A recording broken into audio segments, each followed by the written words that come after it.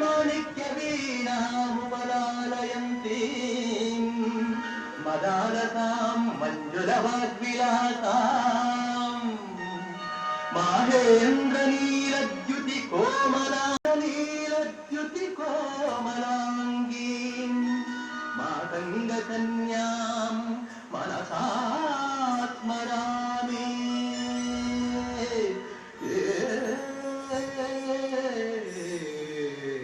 मनसा स्मरामि. ತಾವು ಕವಿಗಳೇನು ರೀ ತಮ್ಮನ್ನೇ ಕೇಳ್ತಾ ಇದ್ದೀನಿ. ತಾವು ಕವಿಗಳೇನು ಅಂತ. ಈ ಪವಿತ್ರವಾದ ದೇವಸ್ಥಾನದಲ್ಲಿ ಕುಳಿತು ನಾಟಕ ಬರೆದರೆ ನನ್ನ ನಾಟಕಕ್ಕೆ ಹೆಚ್ಚಿನ ಮೆರುಗು ಬರಬಹುದು ಎಂಬ ಭಾವನೆಯಿಂದ ಈ ಸ್ಥಳದಲ್ಲಿ ಕುಳಿತು ನಾಟಕ ಬರೆಯುತ್ತೇವೆ. ನಾನು ಈ ಊರ ಆಕರ್ವ ಶ್ರೀಮಂತ ರಾಮನಗೌಡರ ಮಗಳು. ಹೆಸರು ಜಯಶ್ರೀ ಅಂತ. ಕೈಯಲ್ಲಿ ಕುಂಚ ಹಿಡಿದು ಕಲ್ಪನಾ ಲೋಕದಲ್ಲಿ ಸಂಚರಿಸುತ್ತಾ ನಾಟಕ ಬರಿತಾ ಇದ್ದ ನಿಮ್ಮನ್ನು ಮಾತನಾಡಿಸಿ ನಿಮಗೆ ತೊಂದರೆ ಕೊಟ್ಟಿದ್ದಕ್ಕಾಗಿ ಕ್ಷಮಿಸಿ. ನಾನು ಬರ್ತೀನಿ. ಸ್ವಲ್ಪ ಸಿರಿವಂತರ ಮಗಳಾದ ತಾವು ತಮ್ಮ ಬಾಯಿಂದ ಸೊಕ್ಕಿನ ಉತ್ತರಗಳು ಬಾರದೆ ಸಾಹಿತಿಗಳಿಗೆ ಉದಾರ ಹೃದಯದಿಂದ ಮಾತನಾಡುವ ನಿಮ್ಮ ಗುಣ ಎಷ್ಟೊಂದು ವಿಶಾಲವಾಗಿದೆಯಲ್ಲ. ನನಗೂ ಸಂಗೀತ ಸಾಹಿತ್ಯದಲ್ಲಿ ತುಂಬಾ ಆಸಕ್ತಿ ಇದೆ. ತಕ್ಕ ಮಟ್ಟಿಗೆ ನಾನು ಸಂಗೀತಾಭ್ಯಾಸ ಮಾಡಿದ್ದೀನಿ. ನೋಡಿ, ಸಂಗೀತ ಸಾಹಿತ್ಯ ಹೇಗೆ ಹೆಚ್ಚಾಗುವುದು ಹಾಗೆಯೇ ಸಮಾಜಕ್ಕೆ ಒಂದು ರೀತಿ ಹೆಮ್ಮೆಯ ವಿಷಯ. ಕಾರಣ ನೀವಿನ್ನೂ ಹೆಚ್ಚಿನ ಮಟ್ಟದಲ್ಲಿ ಸಂಗೀತ ಅಭ್ಯಾಸ ಮಾಡಿದ್ರೆ ಇನ್ನೂ ಒಳ್ಳೆಯದು. ಅಂದಾಗೆ ತಮ್ಮ ಹೆಸರು? ಮಹಾದೇವ್ ಕವಿಗಳು ಅಂತ ನನ್ನ ಹೆಸರು. ಊರು? ಶಿವಪುರ. ಶಿವಪುರ.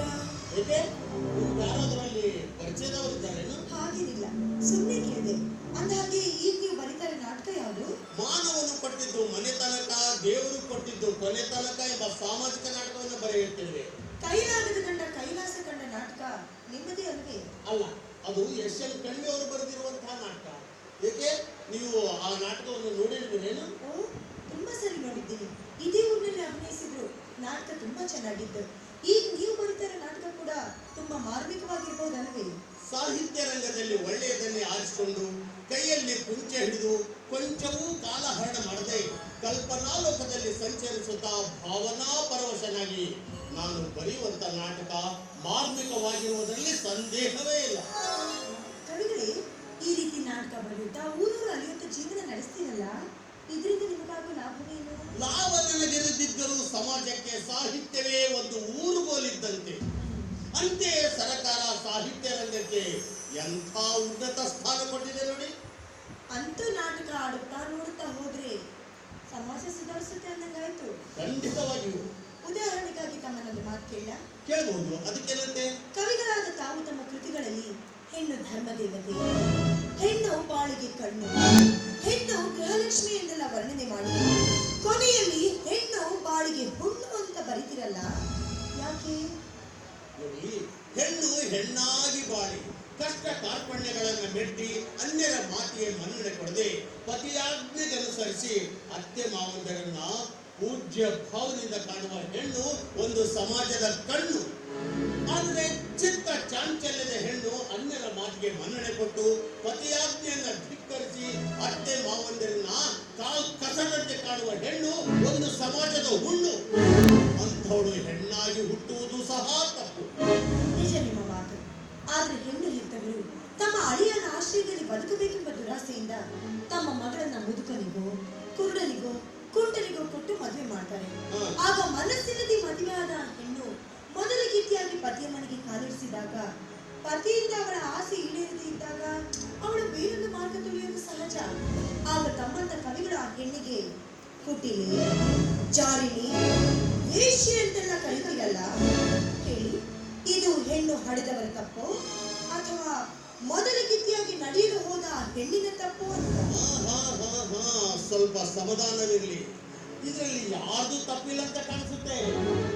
ಏಕೆಂದ್ರೆ ತಂದೆ ತಾಯಿಗಳು ತಮ್ಮ ಮಗಳಿಗೆ ವರನನ್ನು ಹುಡುಕಲು ಸಮಾಜದಲ್ಲಿ ಸಂಚರಿಸುತ್ತಿರುವಾಗ ಅಬ್ಬರದಿ ಬೀಸುವ ವರದಕ್ಷಿಣೆಯ ಬಿರುಗಾಳಿಗೆ ಅನಿರೀಕ್ಷಿತವಾಗಿ ಸಿಲುಕಿ ತಮ್ಮ ಮಗಳನ್ನ ಮುದುಕನಿಗೆ ಕೊಟ್ಟು ಮದುವೆ ಮಾಡಿಬಿಡುತ್ತಾರೆ. ಆಗ ಪತಿ ಹೇಗೇ ಇರಲಿ, ಎಂತವನೇ ಇರಲಿ, ಪತಿಯೇ ಪರದೈವವೆಂದು ನಂಬಿ ನಡೆಯುವ ಹೆಣ್ಣಿಗೆ ಈ ಸಮಾಜದಲ್ಲಿ ಮನ್ನಣೆ ಇದೆ. ಸತ್ತು ಸ್ವರ್ಗ ಸೇರಿದರೂ ಅವಳಿಗೆ ಅಲ್ಲಿ ಸ್ಥಾನವಿದೆ. ಗಂಡನಾದವನು ಹೆಂಡತಿಯಾದವಳಿಗೆ ಮೋಸ ಮಾಡಿ ಅಡ್ಡದಾರಿ ಹಿಡಿದ್ರೆ ಆಗ ಸತಿಯಾದವಳು ಏನ್ ಮಾಡ್ಬೇಕು? ಗಂಡ ಅಡ್ಡ ಹಾದಿ ಹಿಡಿದದ್ದನ್ನ ತಿಳಿದ ಹೆಂಡತಿ ತನ್ನ ಗಂಡನಿಗೆ, ಇಬ್ಬರ ಹೆಂಡಿರ ಗಂಡ ನೀನಾದರೆ ನಮ್ಮ ಬಾಳು ಇಜ್ಜೋಡೆತ್ತಿನ ಬಂಡಿ ಅಂತಾಗುತ್ತದೆ ಅಂತ ತಿಳಿ ಹೇಳಿ ತನ್ನ ಸತಿ ಧರ್ಮದಿಂದ ಅವನನ್ನ ಸನ್ಮಾರ್ಗಕ್ಕೆ ಹಚ್ಚುತ್ತಾಳೆ. ನಿಜವಾದ ಗೃಹಿಣಿಯಾದವಳು. Very nice. ಅಂದ್ರೆ ನಿಮ್ಮ ಮಾತಿನ ಅರ್ಥ ಗಂಡನಾದವನು ಹೆಂಡತಿಯನ್ನು ತೊರೆದು ಮನ ಬಂಧುಗಳ ಜೊತೆ ಸ್ವೇಚ್ಛೆಯಾಗಿ ಕಾಲ ಕಳೆದ್ರೂ ಅದು ತಪ್ಪಲ್ಲ. ಈ ಸಮಾಜ ಅವನನ್ನ ಪ್ರಶ್ನಿಸುವುದಿಲ್ಲ. ಹಾಗಾದ್ರೆ ಗಂಡಸಿನ ನಡತೆಯನ್ನ ಹೆಣ್ಣೇಕೆ ಅನುಸರಿಸಬಾರದು? ನೋಡಿ, ಶ್ರೀಕೃಷ್ಣನಿಗೆ 16,000 ಹೆಂಡಂದಿರಿದ್ದ ಬಗ್ಗೆ ಉದಾಹರಣೆಗಳಿವೆ. ಆದರೆ ಒಂದು ಹೆಣ್ಣಿಗೆ ಎಲ್ಲಿಯೂ 16,000 ಗಂಡಂದಿರಿದ್ದ ಬಗ್ಗೆ ಉದಾಹರಣೆಗಳಿಲ್ಲ. ದಯವಿಟ್ಟು ಇಲ್ಲಿಂದ ಹೊರಟೋಗ್ತೀರಾ? ನಾನು ಬರೆಯುವ ನಾಟಕದ ನನ್ನ ವಿಚಾರಕ್ಕೆ ಬಹಳ ಅಡ್ಡಿಯಾಗ್ತದೆ.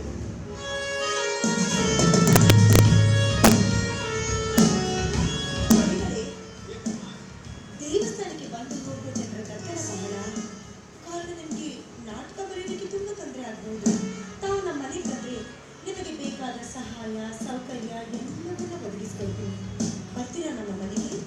ಪುಟ್ಟ ಗುಹೆಗಳಲ್ಲಿ, ಮರ ಬಳ್ಳಿಗಳ ನೆರಳಿನಲ್ಲಿ, ನಿರ್ಜನವಾದ ಪ್ರದೇಶದಲ್ಲಿ ಕುಳಿತು ನಾನು ಬರೆಯುವ ನಾಟಕದ ನನ್ನ ವಿಚಾರಕ್ಕೂ ನೀವು ಒದಗಿಸಿಕೊಡುವ ಸಹಾಯಕ್ಕೂ ಬಹಳ ಅಂತರವಿದೆ ತಾಯಿ. ಏನು ಬಡ ಕವಿಯಾದ ನಿಮಗೆ ಸಹಾಯ ಮಾಡಲು ಮುಂದಾದ್ರೆ ಇಷ್ಟೊಂದು ಅಹಂಭಾವನೆ? ಅಹಂಭಾವನೆ ವಿಚಾರ ನನ್ನದಲ್ಲ, ನನ್ನದು ಉನ್ನತವಾದಂತ ವಿಚಾರ. ನೀವು ಕೊಡುವ ಸುಖ ಕೇವಲ 3 ದಿನದ್ದು. ಎಂದಿಗೂ ತೀರಿ ಹೋಗಲಾರದ ಸುಖ ಸಂಪತ್ತು ಆ ದೇವರು ಕೊಡಬೇಕು. ದೇವರು ಕೊಟ್ಟಿದ್ದು ಕೊನೆ ತನಕ ಎಂಬ ಸಾಮಾಜಿಕ ನಾಟಕವನ್ನು ಹೀಗಾಗಿ ನಿಮ್ಮ ಹಾಯಾಗಿ ಕುಳಿತುಕೊಳ್ಳಲು ಮನೆಯಲ್ಲಿ ನಾನೊಬ್ಬನೇ ಇಲ್ಲ. ಮನೆಯಲ್ಲಿ ಮುದ್ದಾದ ಹೆಂಡತಿ ಇದ್ದಾಳೆ, ಪುಟ್ಟ ಮಗು ಬೇರೆ ಇದೆ. ಇದ್ರೇನಾಯ್ತು? ಕವಿಗಾರದ ತಮಗೆ ಅಮೆರಿಕದ ಇತಿಹಾಸ ಗೊತ್ತಿರ್ಬೇಕಲ್ಲ. ಅಲ್ಲಿ ಒಂದು ಹೆಣ್ಣಿಗೆ ಗಂಡನಿದ್ದು ತನ್ನ ಮನ ಬಂದವರ ಜೊತೆ ಸ್ವೇಚ್ಛೆಯಾಗಿ ಕಾಲ ಕಳೆದು ಮನೆಗೆ ಬರಬಹುದು. ಕವಿಗಳಾದ ತಮಗೆ ಅಮೆರಿಕದ ಚರಿತ್ರೆಯನ್ನು ಹೊಸದಲ್ಲ. ನೀನಾದರೂ ಭಾರತವನ್ನ ಬಿಟ್ಟು ಅಮೆರಿಕವನ್ನ ಸೇರಬಹುದಾಗಿತ್ತು. ಪರರಾಷ್ಟ್ರದ ಉದಾಹರಣೆ ಕೊಟ್ಟು ಮಾತನಾಡುವ ಹುಚ್ಚು ಹೆಣ್ಣೆ ಸ್ವಲ್ಪ ತಿಳಿದುಕೋ. ಹೊರಗೇನೆ ನಮ್ಮ ದೇಶದಲ್ಲಿ ಸಂಚರಿಸಿ ನಮ್ಮ ವೇಷಭೂಷಣಗಳಿಗೆ ಮಾರು ಹೋಗಿ ನಮ್ಮ ಸಂಸ್ಕೃತಿಗೆ ತಲೆಬಾಗಿದ್ದಾರೆ. ಅಂತೆಯೇ ಪರರಾಷ್ಟ್ರದ ಮೂಲೆ ಮೂಲೆಗಳಲ್ಲಿ ಎದ್ದು ಕಾಣುತ್ತದೆ ಭವ್ಯ ಭಾರತದ ಸಂಸ್ಕೃತಿ. ಆಳವಾಗಿ ವಿಚಾರ ಮಾಡಿ ಸಿಗುವ ಸುಖವನ್ನ ಕೈ ಬಿಡಬೇಡಿ. ಅಂದ್ರೆ ನಾನು ಆಗ್ಲೇ ಹೇಳಿದ್ನಲ್ಲ, ಮನಸ್ಸಿಲ್ಲದೆ ಮದುವೆ ಆದವಳ ಗೋಳಿನ ಕಥೆಯನ್ನ. ನಮ್ಮ ತಂದೆಗೆ ನಾನು ಒಬ್ಬಳೇ ಮಗಳು. ಮದುವೆ ಆಗಿ 1 ವಾರವಾಯಿತು. ಮೊದಲ ಕಿತ್ತಿಯಾಗಿ ಹೋಗಿಲ್ಲ, ಮೊದಲ ರಾತ್ರಿ ಕಂಡಿಲ್ಲ.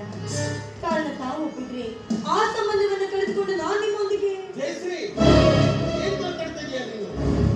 ನೋಡಿ, ನನ್ನ ಹೃದಯದಲ್ಲಿರುವ ಪ್ರೇಮವು ನಿಮ್ಮೆಡೆಗೆ ಮಹಾಪೂರ್ವವಾಗಿ ಸಾಗಿ ಬಂದಿದೆ.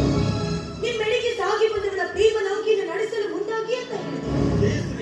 ನೀರಿಲ್ಲದ ನದಿಯಲ್ಲಿ ನೌಕೆ ನಡೆಸಲು ಹೋದರೆ ಅದು ಕೆಸರಿಗೆ ಸಿಕ್ಕಿ ಗೋಳಿಗೆ ಈಡಾಗಬೇಕಾಗುತ್ತದೆ.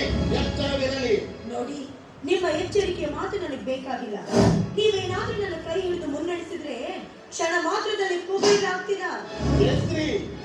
ನಿನಗೆಷ್ಟೇ ಸ್ತ್ರೀ ಧರ್ಮದ ತಿಳನ್ನ ತಿಳಿ ಹೇಳಿದರೂ ನೀನು ತಿಳಿದುಕೊಳ್ಳುತ್ತಿಲ್ಲ.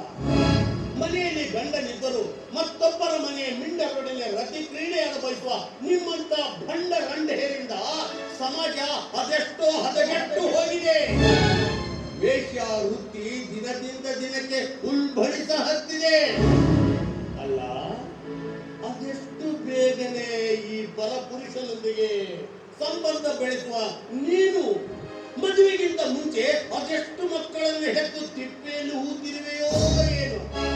ನಿನ್ನಂತ ಸತಿ ಸೂಳೆಯನ್ನು ಮದುವೆ ಮಾಡಿಕೊಂಡವನಿಗೆ ಈ ಸಮಾಜದಲ್ಲಿ ಯಾವ ಬೆಲೆ ಸಿಗಬಹುದು? ಹೋಗು ಹೋಗು ಕೋಮ ಪಿಶಾಚಿ. ಮಾಡಿಕೊಂಡವನೊಂದಿಗೆ ನೆಮ್ಮದಿಯಾಗಿ ಬಾಳಿ ಈ ಸಮಾಜದಲ್ಲಿ ನಾನೊಬ್ಬಳು ಗೃಹಿಣಿ ಎಂಬುದನ್ನ ತೋರಿಸಿಕೊಂಡು ಹೋಗು. ಆಫ್ಟರ್ ಆಲ್ ಒಬ್ಬ ಬಡಕವಿ, ನಿನ್ನಿಂದ ನನಗಿಷ್ಟೊಂದು ಅವಮಾನ. ಹೇಗಿದ್ರು ನಿಮ್ಮೂರಿಗೆ ಸೊಸೆಯಾಗಿ ಬರ್ತಾ ಇದ್ದೀನಿ, ಅಲ್ಲಿ ಉತ್ತರ ಕೊಡ್ತೀನಿ ನಿಮ್ಮ ಈ ಮಾತಿಗೆ. ಏನು, ನೀನು ನಮ್ಮ ಊರಿಗೆ ಸೊಸೆಯಾಗಿ ಬರುವೆಯಾ? ಯಾವುದರಿಗೆ ಬರುವೆ ಮಹಾತಾಯಿ?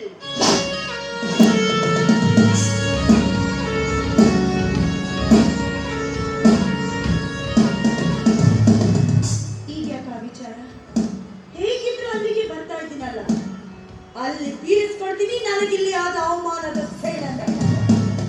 Waiting watch. ಲೆಕ್ಕ ಎಲ್ಲ ಬಡ್ಡಿ ಸಮೇತ ಚಿತ್ತ ಮಾಡ್ತೀನಿ.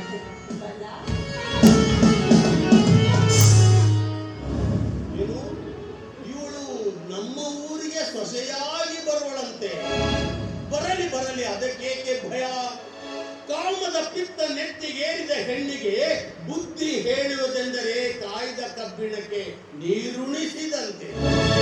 ಅಲ್ಲ, ನಮ್ಮ ಘನ ಸರ್ಕಾರ ವೇಶ್ಯರನ್ನ ಹಿಡಿಯುವುದಕ್ಕಾಗಿ ಅದೆಷ್ಟೋ ಕಾನೂನುಗಳನ್ನು ರೂಪಿಸಿ ಪೊಲೀಸರ ಮುಖಾಂತರ ಹಿಡಿದು ದಂಡ ಕಟ್ಟಿಸಿ ಶಿಕ್ಷೆಗೆ ಗುರಿಪಡಿಸುತ್ತದೆ. ಆದರೆ ತಮ್ಮ ಕಾಮದಾಹವನ್ನು ತೀರಿಸಿಕೊಳ್ಳಲು ಪರಪುರುಷನೊಂದಿಗೆ ಅನೈತಿಕ ಸಂಬಂಧವನ್ನು ಬೆಳೆಸಿಯೂ ಕೂಡ ನಾನು ಸತಿ ಸಾವಿತ್ರಿಯಂತೆ ಮೆರೆಯುವ ಇಂಥ ಭಂಡ ರಂಡೆಯರನ್ನು ಹಿಡಿಯುವುದಕ್ಕಾಗಿ ನಮ್ಮ ಘನ ಸರ್ಕಾರ ಯಾವ ಕಾನೂನನ್ನು ರೂಪಿಸಬೇಕಾಗಿದೆ? ನಿತ್ಯ ಇಂಥ ಸತಿ ಸೂಳೆಯರ ಸಂಖ್ಯೆ ಊರಿಂದ ಊರಿಗೆ ಹೆಚ್ಚಾಗಿದ್ದರಿಂದಲೇ ನಿಜವಾದ ಸೂಳೆಯರು ತಮ್ಮ ವೃತ್ತಿಯನ್ನು ಕೈಬಿಟ್ಟು ಕೃಷಿ ರಂಗದಲ್ಲಿ ಕೈ ತೊಳೆಯ ಹತ್ತಿದ್ದಾರೆ.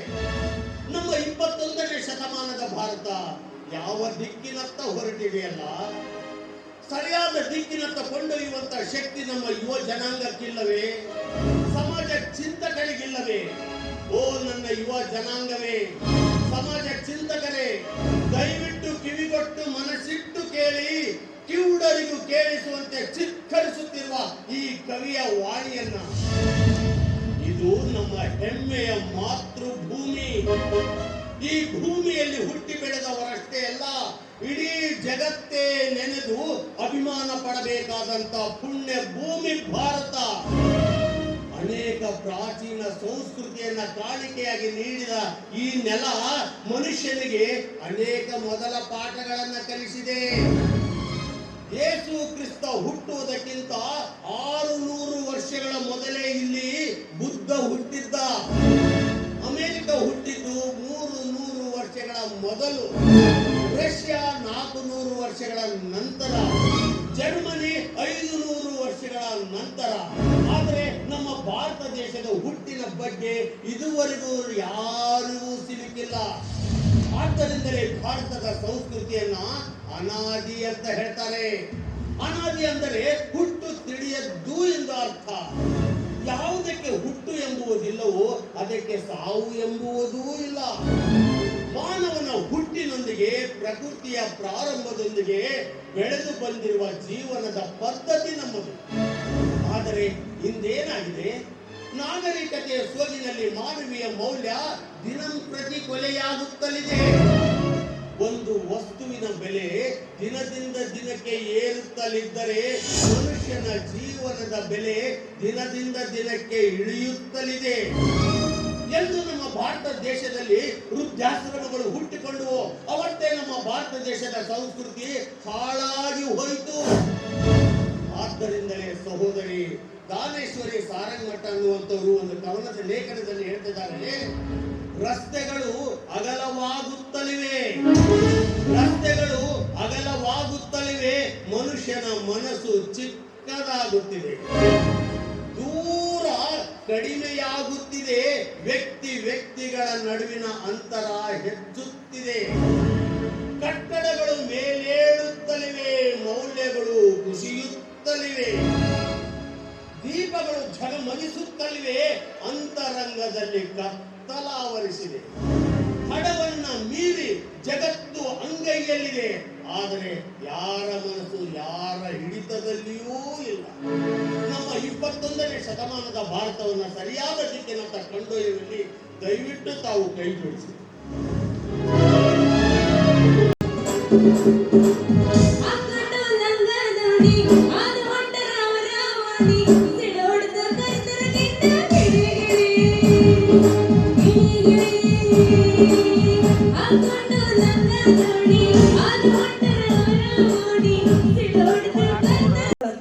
ಅಲ್ಲ, ಮೊಸರು ತಗೊಳ್ ಮುಂದೆ ಎಂತ ಚಂದ ಮುರ್ಕ ಮಾಡ್ತಾವ್. ಸೋಸಿಯ ನಿನ್ನ ಮೊಸರ ಏನ್ ಸೀಸಿನಲ್ಲಿತ್ತವ, ನಿನ್ನ ಮೊಸರ ಗಟ್ಟಿಗಿತ್ತವ ಅಂತಾರ. ಅದರ ಮೊಸರು ರೊಕ್ಕ ವಸೂಲಿ ಮಾಡಕ್ ಹೋಗನ್ರಿ. ನೀನ ಲೈಟ್ ಹಚ್ಕೊಂಡ ಅದು ಹೋಯ್ತಂದ್ರ ಲೈಟ್ ಹೋತಂದ್ರೆ ಗ್ಯಾಸ್ ಹಚ್ತೀನಿ, ಅದು ಖಾಲಿ ಆಯ್ತಂದ್ರ ಸುಮ್ಮನೆ ಹಚ್ತೀನಿ, ಅದು ಆರ್ತಂದ್ರ ಎಷ್ಟು ದಪ್ಪ ಎಷ್ಟು ಉದ್ದ ನಾಣ ಬಗ್ಗೆ ಹಚ್ತೀನಿ. ಅದು ಕರ್ರಗತ್ತಂದ್ರ ಮತ್ತೊಂದ ಕೈ ಆಡಿಸ್ಬಿಡೋದು. ನೀ ಎಲ್ಲಿದಿ ನಾ ಎಲ್ಲಿದಿ ಅಂತ ಹುಡುಕಾಡೋದಿಲ್ಲ, ಅದನ್ನ ಹೇಳಿದ್ ನಾನು.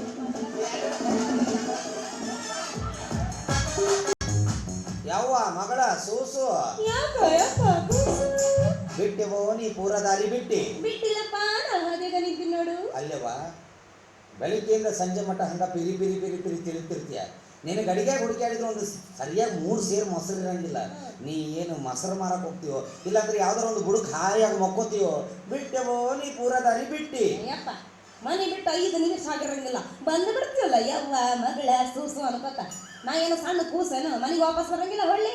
ಯವ್ವ ನೀನು ನನ್ನ ಕೈಯಾಗಿರೋ ರೊಟ್ಟಿ ಮೇಲಿರೋ ಹಾಡಾಡೋದು. ಹಾಡು ಹಾಡಲಿಲ್ಲ ಅಂದ್ರೆ ಮುಂದೆ ಚರಗಿ ತಗೊಂಡು ಸಹಿತ ಹೋಗೋದಿಲ್ಲ. ಹೌದಾ? ಮ್ಯಾಲೆ ಹಾಡು ಆಡ್ತಿರ್ತೇನೆ, ತಳಗ ಅದ್ರ ಪಾಡಿಗೆ ಅದು ಆಗ್ತಿರ್ತೇನೆ. ಹೋಗ್ಲಿ ಬಿಡು, ನಿನಗೆ ಎಲ್ಲಿ ಹೋಗಂತ ಹೇಳಿದ್ದೆ. ಎಲ್ಲಿಗೆ? ಎಲ್ಲಿಗೆ ನೆನಪು ಮಾಡ್ಕೊ. ಗೊತ್ತಾಯ್ತು. ಎಲ್ಲಿಗೆ ನೆನಪು ಮಾಡ್ಕೊಲಿ. ನೆನಪಾತ್ ನೋಡ್ರಿ. ಬಸ್ ಸ್ಟ್ಯಾಂಡಕ್ಕೆ. ಬಸ್ ಸ್ಟ್ಯಾಂಡಕ್ಕೆ ಹೋಗಿದ್ದೆ. ಬಸ್ ಸ್ಟ್ಯಾಂಡ್ನಾಗ ತಾಯಿ ಮಕ್ಕಳು ಮೊಮ್ಮಕ್ಕಳು ಮರಿಮ ಮಕ್ಕಳು ಗಿರಿಮ ಮಕ್ಕಳು ಕರಿಮ ಮಕ್ಕಳು ಮಂಗ್ಯಾನ ಮಕ್ಕಳು ಎಲ್ಲರೂ ಬಂದರು. ನಿಮ್ಮ ಮನೆಗೆ ಬರ್ಬೇಕಾದ ಮಕ್ಕಳು ಬರಲಿಲ್ಲ, ಹೊಳ್ಳಿ ಬಂದೆ. ಯಾರು ತಾಯಿ ಮಕ್ಕಳು ಮೊಮ್ಮಕ್ಕಳು ಗೊತ್ತಾಗಲಿಲ್ಲ. ತಾಯಿ ಅಂದ್ರೆ ನಮ್ಮ ಕರ್ನಾಟಕ ಗೌರ್ಮೆಂಟ್ ಬಸ್. ಮತ್ತೆ ಎರಡನೇ ಹೇಳಿದ್ದಲ್ಲ ಮೊಮ್ಮಕ್ಕಳು. ಮೊಮ್ಮಗಳಂದ್ರೆ ಟಿಪ್ಪು ಟ್ಯಾಕ್ಸಿ. ಮರಿ ಮೊಮ್ಮಗಳಂದ್ರೆ ಪಟಾಪಟಿ ಮೋಟರ್, ಎಚ್.ಎಂ.ಟಿ ಟ್ಯಾಕ್ಟರ್, 3 ಗಾಡಿ ರಿಕ್ಷಾ. ಇನ್ನು ಮಂಗ್ಯಾನ ಮಗ ಅಂದ್ರೆ ಯಾರು ಗೊತ್ತಾ? ಯಾರು? ಟಮ್ ಟಮ್. ಅದಲ್ಲ ಅದ್ರ ಮುಂದೆ ಮಸೂಡಿ ಮಂಗ್ಯಾತಿದ್ದಂಗೆ ಇರೋದಿಲ್ಲ. ಓಹೋ ಹಿಂಗೆ. ಅದಕ್ಕೆ ನಾ ಮಂಗ್ಯಾನ ಮಗ ಅಂತೇನೆ. ಸೀದಾ ಹೋದ್ರೆ ಟಮ್ ಟಮ್, ಇನ್ನೊಂದು 8 ಮಂದಿ ಹತ್ತಿ ಜೋತಿ ಬಿದ್ರೆ ಮುಂದಿನ ಗಾಲಿ ಎದ್ದು ಟೀಮ್. ಅದ್ರಾಗ ಬರಲಿಲ್ಲ. ಅದ್ರಾಗ ನಿಮ್ಮ ಮನೆಗೆ ಬರೋ ಮಕ್ಕಳು ಬರಲಿಲ್ಲ. ಅದಕ್ಕೆ ನಾವು ಭಾಳ ದೂರ ಬಂದು ಸುಸ್ತಾಗಿರ್ಬೇಕು. ಹೋಗಿ ಒಳಗೆ ಅತ್ತೆ ಅಡುಗೆ ಮಾಡಿರ್ಬೇಕು, ಊಟ ಮಾಡಿ ಮಲ್ಕೊ ಹೋಗಿ. ಅಷ್ಟ ಮಾಡ್ಬೇಕು. ಊಟ ಮಾಡ್ತಾನೆ ಮಗನ ಹೋಗ್ಲಿ.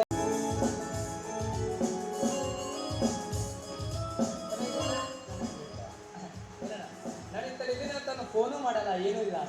ಇಲ್ಲಪ್ಪ, ನಾಟಕ ಬರೆಯೋ ಗುಂಡಿನಲ್ಲಿ ನಾನು ಇರುವಿಕೆಯನ್ನೇ ನಾನು ಮರ್ತು ಬಿಟ್ಟಿದ್ದೆ. ಈ ಮನೆಯಲ್ಲಿ ನಮ್ಮೋರು ತಮ್ಮೋರು ಯಾರಿದಾರಂತ ಅವ್ರು ಫೋನ್ ಮಾಡ್ತಾರಪ್ಪ. ಯಾಕೋ ನಿನ್ನ ಅತ್ತಿಗೆ ಇಷ್ಟೊಂದು ಕೋಪ ಮಾಡ್ಕೊಂಡು ಹೊರಟಿದ್ದಾಳೆ. ಮತ್ತೇನ ನಾನು ಇಂತಲ್ಲಿ ಇದ್ದೀನಿ ಅಂತ ಫೋನ್ ಇಲ್ಲ, ಪತ್ರ ಇಲ್ಲ ಅಂದ್ರೆ ನಮಗೆ ಗಾಬರಿ ಆಗಲ್ಲ. ಈಗಾದರೂ ಬಂದಿದ್ದೀನಲ್ಲ, ಅದನ್ನ ನೋಡಿ ಆದರೂ ಸಂತೋಷ ಪಡಬೇಕು ತಾನೇ.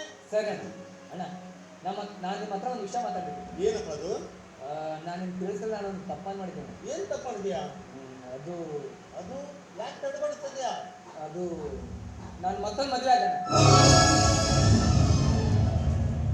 ಎಂಥ ತಪ್ಪು ಕೆಲಸ ಮಾಡ್ಕೊಂಡಿದೀಯೋ. ಮನೆಯಲ್ಲಿ ಹೆಂಡತಿ ಇದ್ದರು ಮತ್ತಾಕೆ ಮದುವೆ ಮಾಡಿಕೊಂಡೆ. ಅಲ್ಲದೆ ನನ್ನ ಸೊಸೆ ಲಕ್ಷ್ಮಿಯಲ್ಲಿ ಅದಾವ ಅನ್ಯಾಯವನ್ನು ಕಂಡುಕೊಂಡು ಮದುವೆ ಮಾಡಿಕೊಂಡೆ. ಚರ್ಚೆ ಅವಳಿಂದ ನಂಗೆ ಯಾವ ಅನ್ಯಾಯ ಆಗಿಲ್ಲ, ಆದರೆ ಅವಳಿಗೆ ಹಾಕಿದ ಕ್ಷಯ ರೋಗ ದಿನೇ ದಿನೇ ಜಾಸ್ತಿ ಆಯಿತು.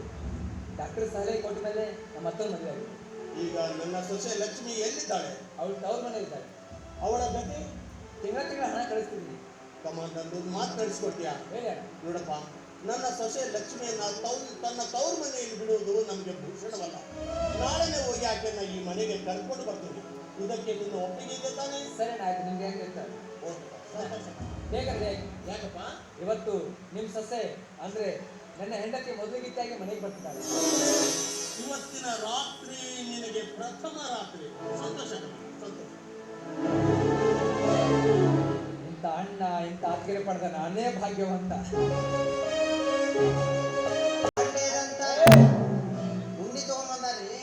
ತೋರಿ ಅಪ್ಪ, ನೀವು ಸಾಮಾನು ಅವರು ನಿಮ್ಮ 3 ಗಾಲಿ ಇದ್ದಿದ್ದು ಗೊತ್ತಾಗೈತಿ ಬೀಗರಿಗೆ. ಅದಕ್ಕೆ ಕುರ್ಚೆ ಕೊಟ್ಟಾರ. ಈ ಕುರ್ಚೆ ನಡಬರಕ ಕರೆಕ್ಟ್ ಕಟ್ ಮಾಡ್ರಿ.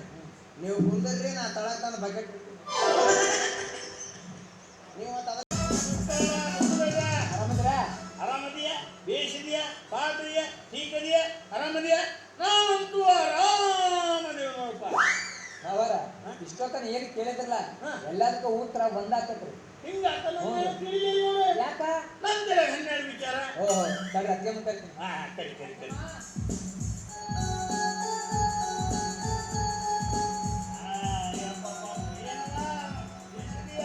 ಬಾಡದಿಯಾ? ಟೀಕದಿಯಾ? ಆರಾಮದಿಯಾ? ನಾವಂತೂ ಆರಾಮದೇವಿ. ನಾ ಆರಾಮದೇನಿ. ನೀ ಆರಾಮದಿಯಾ? ಬೇಯಿಸಿದೀಯಾ? ಬಾಡದಿಯಾ? ಟೀಕದಿಯಾ? ಆರಾಮದಿಯಾ? ನಾವಂತೂ ಆರಾಮದೇವಿ. ನನಗೆ ತಿಳಿದೆ ನೋಡೋದು. ನಮ್ಮ ತಲೆ ತಲೆಗೆ 12 ವಿಚಾರ. ನಿಮ್ ಚಿಕ್ಕಪ್ಪ ಬಂದೇ ಇಲ್ಲ, ನಾ ಬಂದಾಳಂತ ತಿಳ್ಕೊಂಡಿ. ನಮ್ ತಲೆಗೆ 12 ವಿಚಾರ. ಯವ್ವ ಮಗ ಬಾರ್ವಾ ಬಾ ಬಾ ಕಾಲಾಗ ಕಲ್ಲು. ಪ್ರಯಾಣ ಎಲ್ಲ ಸುಖಕರವಾಯ್ತದ್ರಿ? ಎಲ್ಲ ಸುಖಕರವಾಯ್ತು.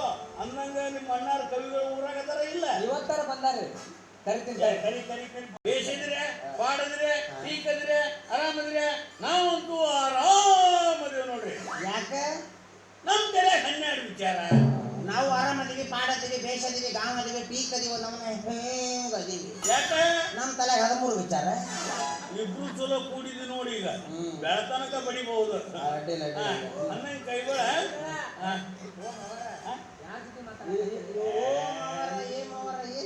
ನಿಮ್ಮ ಅಣ್ಣ ಜೊತೆಗೆ ನಾವು ದೊಡ್ಡ ದೊಡ್ಡವ್ರು ಮಾತಾಡ್ತಿರ್ತೀವಿ, ನೀನು ಸಣ್ಣ ಸುಮ್ಮ ಕುಂದ್ರಲ್ಲಿ. 50 ರೂಪಾಯಿ ಕೊಡಕ್ಕೆ 50 ಮಾತು ಮಾತಾಡ. ನಾವು ಈಗ ಅವನೊಂದು 5 ನಿಮಿಷ ಕಲಿತಿಲ್ಲ ಅಂತ ಕಳಿಸ್ತೇನೆ ನಾನು. ಗೌಡಪ್ಪ ಭಾಳ ತಿರ್ಸಟಿ ಮನುಷ್ಯ. ಜೇರ್ದಾರ ಮಗಳು ವಾಪಸ್ ಕರ್ಕೊಂಡು ಹೋಗ್ಬೇಕು, ನಿನ್ನೆ ಬಿಡಲ್ಲ ಅವ. ಅಂದ್ರೆ ನಮ್ಮ ಮೇಲೆ ಹಂಗಲ್ಲ, ನಿನ್ನೆ ಹೊಡಿತೀನಿ. ಹಂಗ ನಾ ನಮ್ಮ ಮೇಲೆ ಸುಧಾರಿಸ್ಕೊಂತ ಮಾಡಿ ಹೇಳ್ತೀನಿ ಏನು ಮಾಡ್ತೀವಿ. ಆಯ್ತಾಯ್ತು. ಯಪ್ಪ ಮಳಿ ಬೆಳೆ ಹೆಂಗೈತ್ರಪ್ಪ ನಿಮ್ ಕಡೆ? ನಮ್ಮ ಕಡೆ ಮಳೆ ಇಲ್ರಿ, ಬೆಳೆ ಭಾರಿ ಐತಿ. ಮಳಿನ ಇಲ್ಲ, ಹಾ ಬೆಳಿ ಬಾರಿ. ಹೌದು, ವಿಚಿತ್ರ ಇದು. ಭೂಮಿನ ಹಂಗ ಅದಾವ್ರಿ ನಮ್ಮ ಕಡೆ. ಹೌದ್ರಾ? ನಿಮ್ ಕಡೆ? ನಮ್ ಕಡೆ ಮಳಿ ಸಾಕಷ್ಟು ಮಳಿ ಆಗಿ ಎಲ್ಲ ತೇಲ್ಕೊಂಡು ಹೋಗ್ಬಿಡುತ್ತೆ. ಸತ್ಯಾನ ಭೂಮಿನ ಹಿಂಗಿರ್ಬೇಕು ನಿಮ್ ಕಡೆ. ಮತ್ತು ಮಳಿ ಹೆಚ್ಚಾಗಿ ಎಲ್ಲ ಜೌಳು ಹಿಡಿದಾವು. ಹೌದೌದು. ಹೋಗಿ ಬಿಡ್ರಿ. ಯಾವ ಹೊಸ ನಾಟಕ ಬರ್ತೀರನ? 3 ಬರ್ದಿನ್ರಿ ಈ ಸಲ. 3 ಬರ್ದಿರೆ? ಹಾ. ಯಾವ್ಯಾವ್ರಿ ಅವು? ಒಂದನೇದ್ದು ಹಾ, ಶೇಂಗಾ ಎಲ್ಲಿದೆಯೋ ಅಲ್ಲಿದೆ ಬೋಂಗ. ಏನ್ರಿದು ನಾಟಕದ ಹೆಸರ? ಶೇಂಗಾ ಎಲ್ಲಿದೆಯೋ ಅಲ್ಲಿದೆ ಬೋಂಗ. ಏನಿಲ್ರಿ, ಒಂದ್ 2 ಸೇರ್ ಶೇಂಗಾ ತಿನ್ನಿಸಿ ಕುಂದ್ರಿಸ್ಬಿಡುದು. ಹಾ ಹಾ ಹಾ. ಓಪನಿಂಗ್ ಸೀನಿಗೆ ಅಲ್ಲಿಂದ ಬಿಡುಮಟ್ಟ ಬೋಂಗಾನ ಚಾಲುನ ಚಾಲು.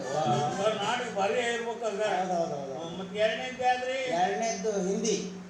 ಕನ್ನಡ ನಾಟಕ ನೋಡಕ ಮಂದಿ ಬರವಲ್ರು. ಈಗ ಹಿಂದಿ ಯಾರು ನೋಡ್ತಿದ್ದಾರಿಪ್ಪ ನಿಮ್ಗೆ? ಬಾಳ ಚಂದ ಐತ್ರಿ ಅದು. ಹಾ? ಯಾವ್ದು ಗೊತ್ತಾ? ಯಾವ್ದ್ರಿ? ಅಂಧೇ ಈ ರಾತ್ ಮೇ ದಿಯಾ ತೇರಿ ಹಾತ್ ಮೇ. ಹಿಂಗಂದ್ರಿ ಏನ್ರಿ ಕವಿಗಳ? ಅಂಧೇ ಈ ರಾತ್ ಅಂದ್ರೆ ಕತ್ತಲ ರಾತ್ರಿ, ಹಾ. ದಿಯಾ ತೇರಿ ಹಾತ್ ಮೇ ಅಂದ್ರೆ ದೀಪ ಅಂದಿನ ಕೈ ಒಳಗನ್ನು ಅರ್ಥದಾಗ ಅಂಧೇರಿ ರಾತ್ ಮೇ ದಿಯಾ ತೇರಿ ಹಾತ್ ಮೇ. ಕತ್ತಲೆಯಿಂದ ಬೆಳಕಿನ ಕಡೆಗೆ ಬರ್ರಿಪ್ಪ ಅಂತ ಹೇಳೋದು. ದೀಪ ಮನ್ ದೀಪಾವಳಿ ಹೋತಲ್ಲ, ಹಾ. ಅದ್ರ ನೆನಪಿ ಬರ್ದಿರಿ ಅಂದಾಗ. ಹೌದೌದು. ಮತ್ 3ನೇ ನಾಡಿಗೆ ಆದ್ರಿ? ನೀ ಹುಟ್ಟಿದ್ದು ಯಾರಿಗೆ? ಕವಿಗಳ ಬೀಗರ ಕೇಳಿ ಸ್ವಲ್ಪ ಮರ್ಯಾದೆ ಕೊಟ್ಟು ಮಾತಾಡ್ರಿ. ನೀವು ಬೀಗ್ರ ಮರ್ಯಾದೆಯಿಂದ ಕೇಳಕತ್ತೀನಿ, ನೀ ಹುಟ್ಟಿದ್ದು ಯಾರಿಗೆ? ನಾನು ನಮ್ಮ ಅಪ್ಪಗ ಹುಟ್ಟೇನೆ, ನೀ ಯಾರಿಗೆ ಹುಟ್ಟಿದಿ? ಬಾಜು ಮನೆ ಹೋಗ. ಮಾತಾಡಕತ್ತಿ ನೀನು. ಹೌದೌದು. ಹೋಗಿ ಹೋಗಿ ನಿಮ್ಮಂತವ್ರ ಮನೆಗೆ ಮಗಳು ಕೊಟ್ಟಲ್ಲ, ನನಗ್ ಬುದ್ಧಿ ಇಲ್ಲ ಅಂತಾಗ. ಕೊಟ್ಟಿಲ್ಲ, ಹಾ, ಕರ್ಕೊಂಡು ನಡ್ರಿ ಆಕೆನ. ನೀ ಯಾವಾಗ ಈ ನಮ್ಮನೆ ಮಾತಾಡ್ತೀರ? ನಮ್ಮ ಏ ಯಾವ ಮಗಳ ನನಗೂ ಅದ ಬೇಕಾಗತ್ತೆ, ಮೊದಲು ಕರ್ಕೊಂಡು ನಡ್ರಿ. ಕರ್ಕೊಂಡು ಹೋಗ್ತೀನಿ. ಏ ಬಾ, ಕರ್ಕೊಂಡು ಬಾ, ಬಾ, ಯವ್ವ, ಬಾ, ಹೋಗೋಣ ಬಾ, ಸಾಕು. 5 ನಿಮಿಷ ಮೊಬೈಲ್ದಾಗ ಮೈ ಮರ್ತಿರಕ್ಕ ಸಂಬಂಧನ ಎಪ್ಪಟ್ಟು ಹೊಡ್ಸಾಕ್ತಲ್ಲ. ನೀ ಬರ್ರಿ, ಬೇಯಿಸಿದ್ರೆ ಬಾಡದ್ರೆ ಟೀಕದ್ರೆ ಆರಾಮದ್ರೆ ನಾವಂತೂ ಆರಾಮದೇವಿ. ನಾವು ಆರಾಮದೇವಿ. ಭಾಳ ಚಲೋ ಆತು ಬಿಡ್ರಪ್ಪ. ಅಂತಾಗ ಭಾಳ ದಿವಸ ಆಗಿತ್ತು ನಿಮ್ ನೋಡಿ. ಅನ್ನಂಗೆ ಕವಿಗಳ ಯಾವ ಹೊಸ ನಾಟಕ ಬರ್ದಿರೇನೆ? ಬಂದಿದ್ದೀನಿ. ಯಾವ್ದ್ರಿ? ಮಾನವನು ಕೊಟ್ಟಿದ್ದು ಮನೆ ತನಕ, ದೇವರು ಕೊಟ್ಟಿದ್ದು ಕೊನೆ ತನಕ ನನ್ನ ನಾಟಕ. ಅಡ್ಡಿಲ್ಲ, ನಾಟಕದ ಮಗು ಇದಕ್ಕೆ ನೋಡಿ ಎಂತ ಅರ್ಥ ಐತಿ.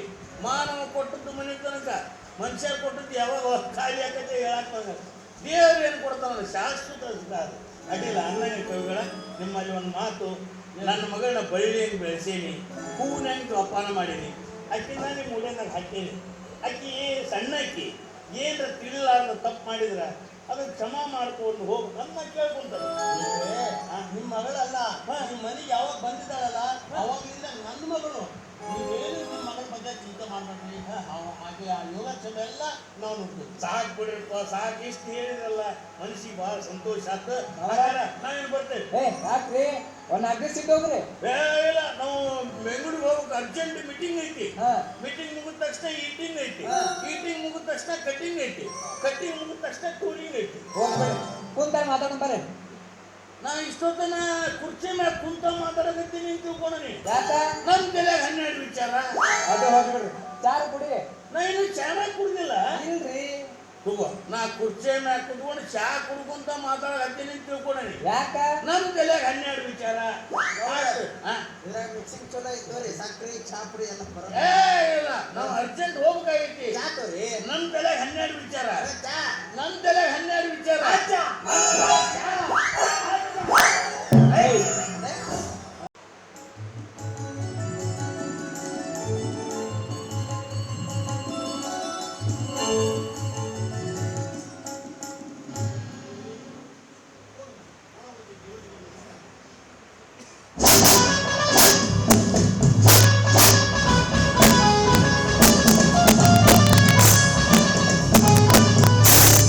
ಏನು?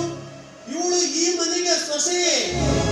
ಮದುವೆಯಾಗುವುದಕ್ಕಿಂತ ಮುಂಚೆ ತನ್ನ ಮನದಿಚ್ಛೆಯನ್ನ ತೀರಿಸಿಕೊಂಡು ಮೊದಲಿಗಿಂತೆಯಾಗಿ ನಡೆಯಲು ಬಂದ ಈ ಹೆಣ್ಣಿಗೆ ಇಂದಿನ ರಾತ್ರಿ ಪ್ರಥಮ ರಾತ್ರಿ. ನನ್ನ ತಮ್ಮ ತನ್ನ ಕನಸಿನಲ್ಲಿ ತನ್ನ ಮುಂಬಾಳಿನ ಚಿತ್ರವನ್ನೇ ಕಟ್ಟುತ್ತಿರುವ ನನ್ನ ತಮ್ಮನಿಗೆ ಇಂದಿನ ರಾತ್ರಿ ದಿವ್ಯ ರಾತ್ರಿ. ಆದರೆ ಇದನ್ನೆಲ್ಲ ಅರಿತ ನನಗೆ ಇಂದಿನ ರಾತ್ರಿ ಕರಾಳ ರಾತ್ರಿ, ಅಯ್ಯೋ ಗುರುವಿದೆಯೇ. ನಿತ್ಯ ಇಂಥ ಅವಸರಪಡಿಯ ದರ್ಶನ ಮಾಡಿಸುವುದಕ್ಕಿಂತ ನನಗೆ ಸಾವನ್ನಾದರೂ ತಂದು ಕೊಡಬಾರದೆ ಶಿವನೇ. ತಮ್ಮ ಬಸವರಾಜ ನೀನೆಂತ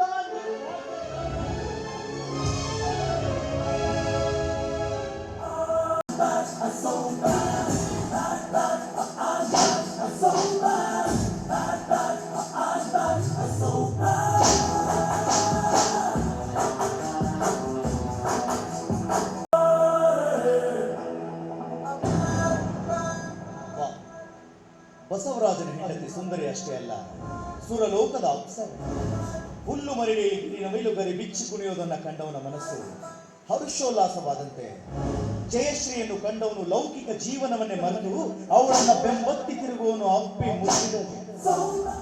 ಬ್ರಹ್ಮನ ಸೃಷ್ಟಿಯಲ್ಲಿ ವೈಶಿಷ್ಟ್ಯವೇನಾದ್ರೂ ಇದ್ರೆ ಅದು ಅವಳ ಮಾದಕ ಸೌಂದರ್ಯದಲ್ಲಿ, ಮೋಹಕನಗೆ ವೃಷ್ಟಿಯಲ್ಲಿ, ಅಂಗ ಪುಷ್ಟಿಯಲ್ಲಿ.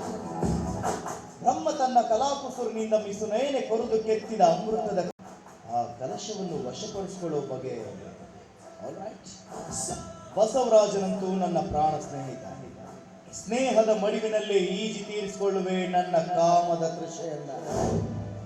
शमरान ने रोशन किया झलकता परवाने के लिए, मैंने बसवराज की दोस्ती किया ऐसे वक्त पर काम आने के लिए. Let me try.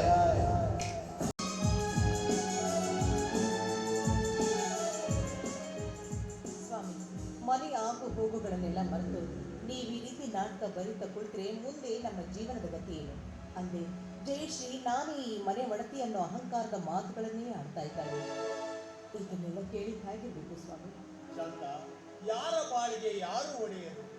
ಜಯಶ್ರೀ ಹೇಳುವ ಮಾತು ನಿಜವಿದೆ. ಈ ಆಸ್ತಿಗೆ ತನ್ನ ಗಂಡನೇ ದತ್ತಕನಾಗಿ ಬಂದಿರುವಾಗ ಗಂಡನ ಆಸ್ತಿಗೆ ಹೆಂಡತಿ ಒಡತಿಯಾಗುವುದು ಸಹಜ ತಾನೇ. ಆದರೆ ಪವಿತ್ರವಾದ ಅಣ್ಣ ತಮ್ಮಂದಿರ ಪ್ರೇಮದಲ್ಲಿ ತನ್ನ ಸ್ವಾರ್ಥದ ಬಿರುಗಾಳಿ ಬೀಸುವುದು ಆ ಹೆಣ್ಣು. ಅಂದಾಗ ನಮ್ಮ ಬಾಳು ನುಚ್ಚು ನೂರಾಗುವುದು ಶಾಂತ, ನುಚ್ಚು ನೂರಾಗುವುದು. ಮನೆಯ ಒಡತಿಗೆ ಹೆಣ್ಣೆ ಕಾರಣ ಅಂತ ಹಿರಿಯರು ಹೇಳುವ ಮಾತು ಅಕ್ಷರ ಸಹ ಸತ್ಯ ಸ್ವಾಮಿ. ಮುಂಗೋಪಿಯಾಗಿ ಸಮಾಜದಲ್ಲಿ ಸಂಚರಿಸಿ ಬರುವ ಹೆಣ್ಣಿನಿಂದ ಮನೆಯ ಮರ್ಯಾದೆ ಉಳಿಯದೆ ಗಾಳಿ ಗೋಪುರವಾಗುತ್ತೇವೆ. ಈಗ ಅಂಥವರಿಗೆ ಬೆಲೆ ಇದೆ ಶಾಂತ.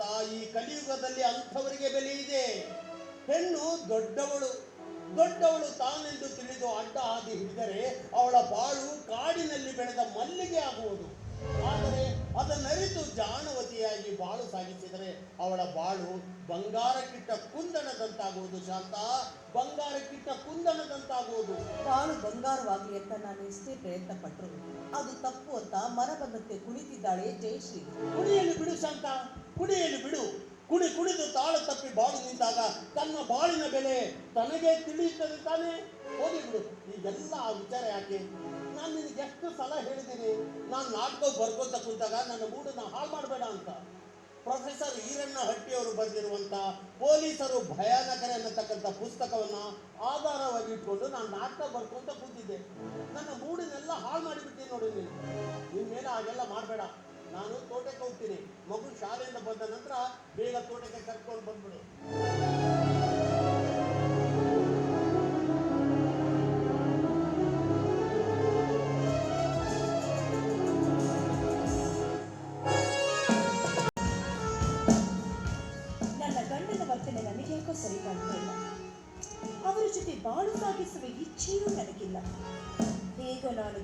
ಬೇಟೆ ನನ್ನ ಕಣ್ಣು ಮುಂದೆನೆ ಓಡಾಡಿಕೊಂಡಿದೆ.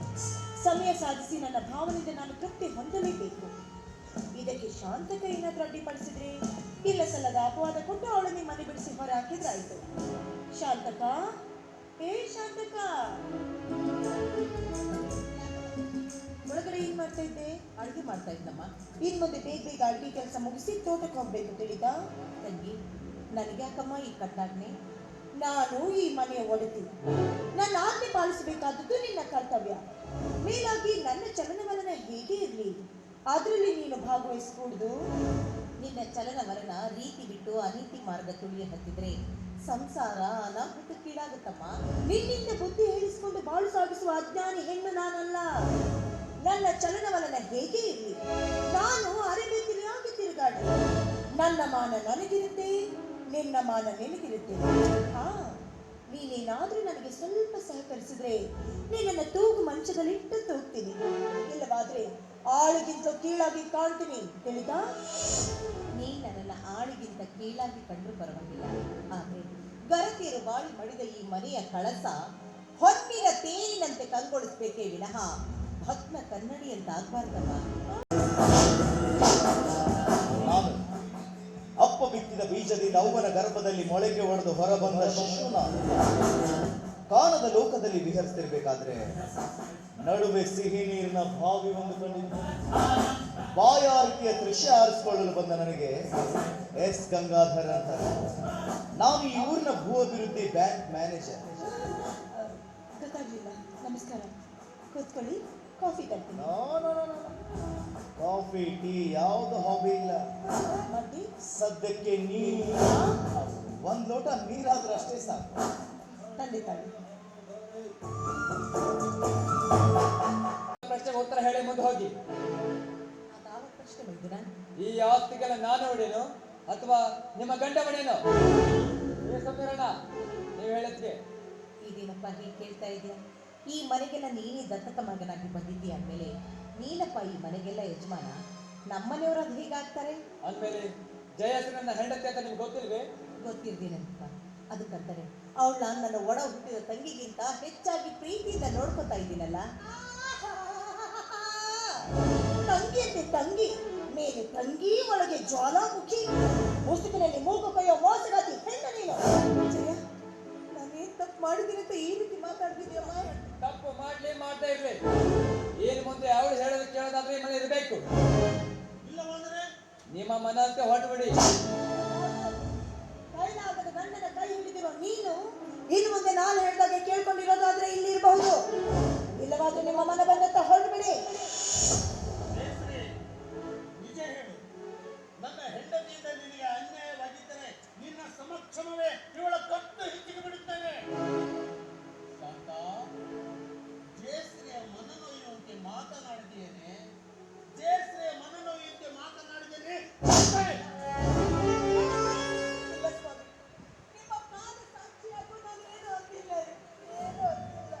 ತಮ್ಮ, ಹೆಂಡತಿಯ ಮೈಮೋಹಕ್ಕೆ ಒಳಗಾಗಿ ತುಂಬು ಗರ್ಭವತಿಯಾದ ನಿನ್ನ ಅತ್ತಿಗೆಯೊಂದಿಗೆ ಈ ಅಣ್ಣನನ್ನೂ ಹೊರದೂಡಲು ಸಿದ್ಧನಾದೆಯಾ?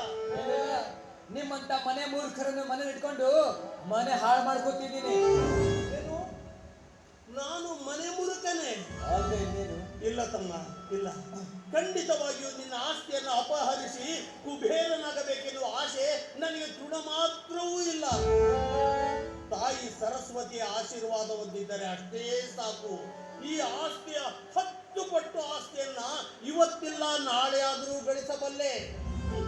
ಇಷ್ಟೆಲ್ಲ ರಾದ್ಧಾಂತ ನಡೆದ ಮೇಲೂ ಇನ್ನು ನಿನ್ನ ಆಶ್ರಯದಲ್ಲಿ ಇರುವುದೇ ಬೇಡ. ಒಂದು ಗಿಡದ ಟೊಂಗೆಯ ಮೇಲೆ ಕುಳಿತ ಪಕ್ಷಿ ಬಿರುಗಾಳಿಗೆ ಆ ಟೊಂಗೆ ಎಷ್ಟೇ ಹೊಯ್ದಾಡಿದರೂ ಪಕ್ಷಿ ಹೆದರೋದಿಲ್ಲ. ಯಾಕೆಂದ್ರೆ ಪಕ್ಷಿ ನಂಬಿರುವುದು ಟೊಂಗೆಯನ್ನೆಲ್ಲ, ತನ್ನೆರಡು ರೆಕ್ಕೆಗಳನ್ನ.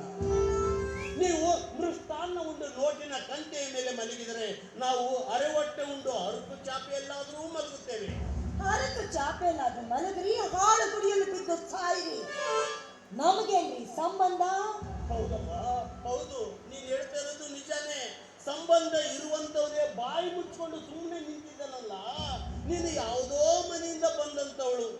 ನನಗೂ ನಿನಗೆ ಏನಮ್ಮ ಸಂಬಂಧ? ಶಾಂತ, ನಡಿ ಮಗುವನ್ನ ಕಟ್ಟಿಕೊಂಡು ಯಾವುದಾದರೂ ಬಾಡಿಗೆ ಮನೆಯಲ್ಲಿ ಇದ್ದಾದರೂ ಈ ಜೀವನವನ್ನ ಸವಿಸೋಣ. ಬಾಡಿಗೆ ಮನೆ ಸಿಗದಿದ್ದರೆ ಏನಾಯ್ತು? ಭಾರತ ದೇಶದಲ್ಲಿ ನಮ್ಮಂತವರಿಗೆ ಗುಡಿ ಗುಂಡಾರಗಳು ಸಾಕಷ್ಟು ಇವೆ. ಅಂತ ಗುಡಿ ಗುಂಡಾರದಲ್ಲಿ ಇದ್ದಾದರೂ ಈ ಜೀವನವನ್ನ ಸವಿಸೋಣ. ನಡೆ ಶಾಂತ. ನಿಲ್ಲಿ. ನಿಮ್ಮ ಹೆಂಡತಿಯ ಮೈ ಮೇಲಿರೋ ಆಭರಣಗಳು ನನ್ನ ಗಂಡನ ಆಸ್ತಿಗೆ ಸಂಬಂಧಪಟ್ಟಿವೆ. ಅದನ್ನೆಲ್ಲ ಬೆಚ್ಚಿಕೊಟ್ಟು ನಡೀರಿ. ಹೋಗ್ಲಿ ಬಿಡೆ. ಅಯ್ಯೋ ಏನ್ರಿ ಹೋಗ್ಲಿ ಬಿಡೆ. ಬಂಗಾರ ರೇಟ್ ಎಷ್ಟೋಗಿದೆ ನಿಮ್ಗೆ ಗೊತ್ತಾ? ಬೇಕು ಅಯ್ಯೋ ನನಗೆ ಬೇಕ್ರಿ. ಶಾಂತ, ಕೊಟ್ಟು ಬಿಡು ನಿನ್ನ ಮೈ ಮೇಲಿರುವ ಎಲ್ಲ ಆಭರಣಗಳನ್ನ. ವರರ ವಸ್ತು ನಮಗೆ ಹೇಗೆ ಸಲ್ಲುವುದು ಶಾಂತ? ಚಿನ್ನದಂತ ಗಂಡನೇ ನಿನ್ನ ಕಣ್ಣು ಮುಂದೆ ನಿಂತಿರುವಾಗ ಎಚ್ಚೆತ್ತ ಈ ಬಂಗಾರದ ತುಂಡಿಗೆ ಆಸೆ ಪಡ್ತೀಯ? ಕೊಟ್ಟು ಬಿಡು ನಿನ್ನ ಮೈ ಮೇಲಿರುವ ಎಲ್ಲ ಆಭರಣಗಳನ್ನ.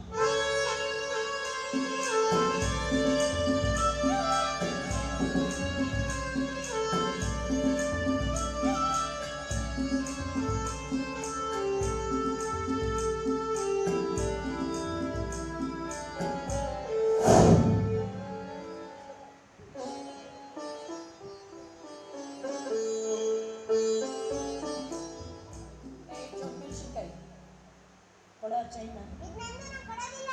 ಇದು ನಂದಿನ ಕೊಡೋದಿಲ್ಲ. ಕೊಡೋ.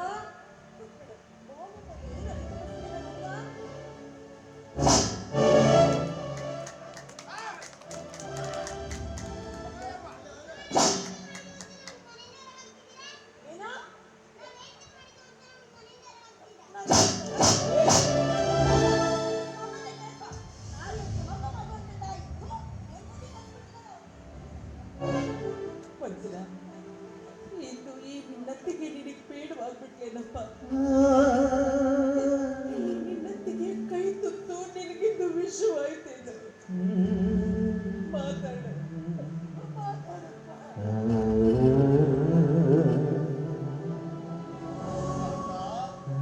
ಮುತ್ತು ಕೊಡಲು ಬಂದಾಗ ತುತ್ತು ಕೊಟ್ಟವಳನ್ನ ಮರೆಯುವುದು ಸ್ವಾಭಾವಿಕ ಶಾಂತ. ತಮ್ಮ, ತೀರಿತು ಅಣ್ಣ ತಮ್ಮಂದಿರ ಪ್ರೇಮ ಬಂಧನ, ಹರಿದು ಹೋಯಿತು ಪ್ರೇಮ ಬಂಧನ, ಇಂದಿಗೆ ಮುಗಿಯಿತು ಈ ಮನೆಯ ಪುಣ್ಯ. ಕಾಳ ಸರ್ಪತ ಸೇರಿತು, ಹೆಣ್ಣು ಸರ್ಪ ಮನೆ ಮಾಡಿತು, ವಿಷಪೂರಿತ ಹಾವು ಕಚ್ಚಿತು, ಬಾಳಿಗೆ ನಂದೇ ಅಣ್ಣ ತಮ್ಮರ ಋಣಾನುಬಂಧ, ಅಣ್ಣ ತಮ್ಮರ ಋಣಾನುಬಂಧ, ಮುಗಿದು ಹೋಯಿತು ಪ್ರೇಮ ಬಂಧನ, ಮುಗಿದು ಹೋಯಿತು ಪ್ರೇಮ ಬಂಧನ.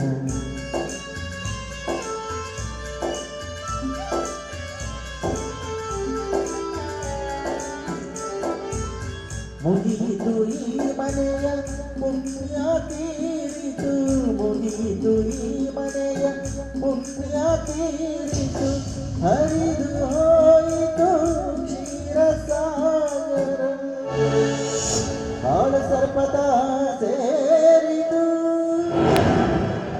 ಹೆಣ್ಣು ಸರ್ಪ ಮನೆ. ನನ್ನ ಚಂದ್ರಿಯ ಬೆಣ್ಣೆ ಕರಿಯಂತೆಯ ಬೆಣ್ಣೆ, ಕರಿಯಂತೆಯ ಬಿಳಿ ಬೆಣ್ಣೆ, ನಿಂತರ ನೋಡು ನೆಕ್ಕೆರ ನೋಡು, ಮುಗಿದ ಸುರಿಯುವುದು ಬಣ್ಣೆ ಬೆಣ್ಣೆ ಬೆಣ್ಣೆ. ಹೇಗೆ ಸಾಗ್ತಾ ಇದೆ ಜೀವನ? ಬೀಳುತ್ತಾ ಬೀಳುತ್ತಾ ಸಾಗಿದೆ ಗಂಗಾಧರ. ನನಗೆ ಬಂಧಮಾಂತರದಲ್ಲೂ ಮರೆಯುತ್ತಿಲ್ಲ. ಏನ್ ಮಾತು ಅಂತ ಅಂತೀರ? ನೀವು ಕಷ್ಟದಲ್ಲಿರುವಾಗ ನಾನು ಸಹಾಯ ಮಾಡದೇ ಇರ್ತೀನ? ಅದೇನ್ ಬೇಕಂತ ಕೇಳಿ. ಗಂಗಾಧರ, ನನ್ನ ಹೆಂಡತಿ ಕೂಲಿ ಕೆಲಸಕ್ಕೆಂದು ಹೋದಾಗ ಭಾರವಾದ ಕಲ್ಲನ್ನು ಹೊತ್ತು ಮೇಲೆ ಹತ್ತುತ್ತಿರುವಾಗ ಜೋಲಿ ಹೋಗಿ ನೆಲಕ್ಕೆ ಬಿದ್ದು 2 ಕಣ್ಣುಗಳನ್ನು ಕಳೆದುಕೊಂಡಿರುವಳಲ್ಲದೆ ಹೊಟ್ಟೆಗೆ ಪೆಟ್ಟಾಗಿದೆ. ಆಪರೇಷನ್ ಮಾಡಿಸ್ಬೇಕಂತ ಡಾಕ್ಟರ್ ಹೇಳ್ತಿದ್ದಾರೆ.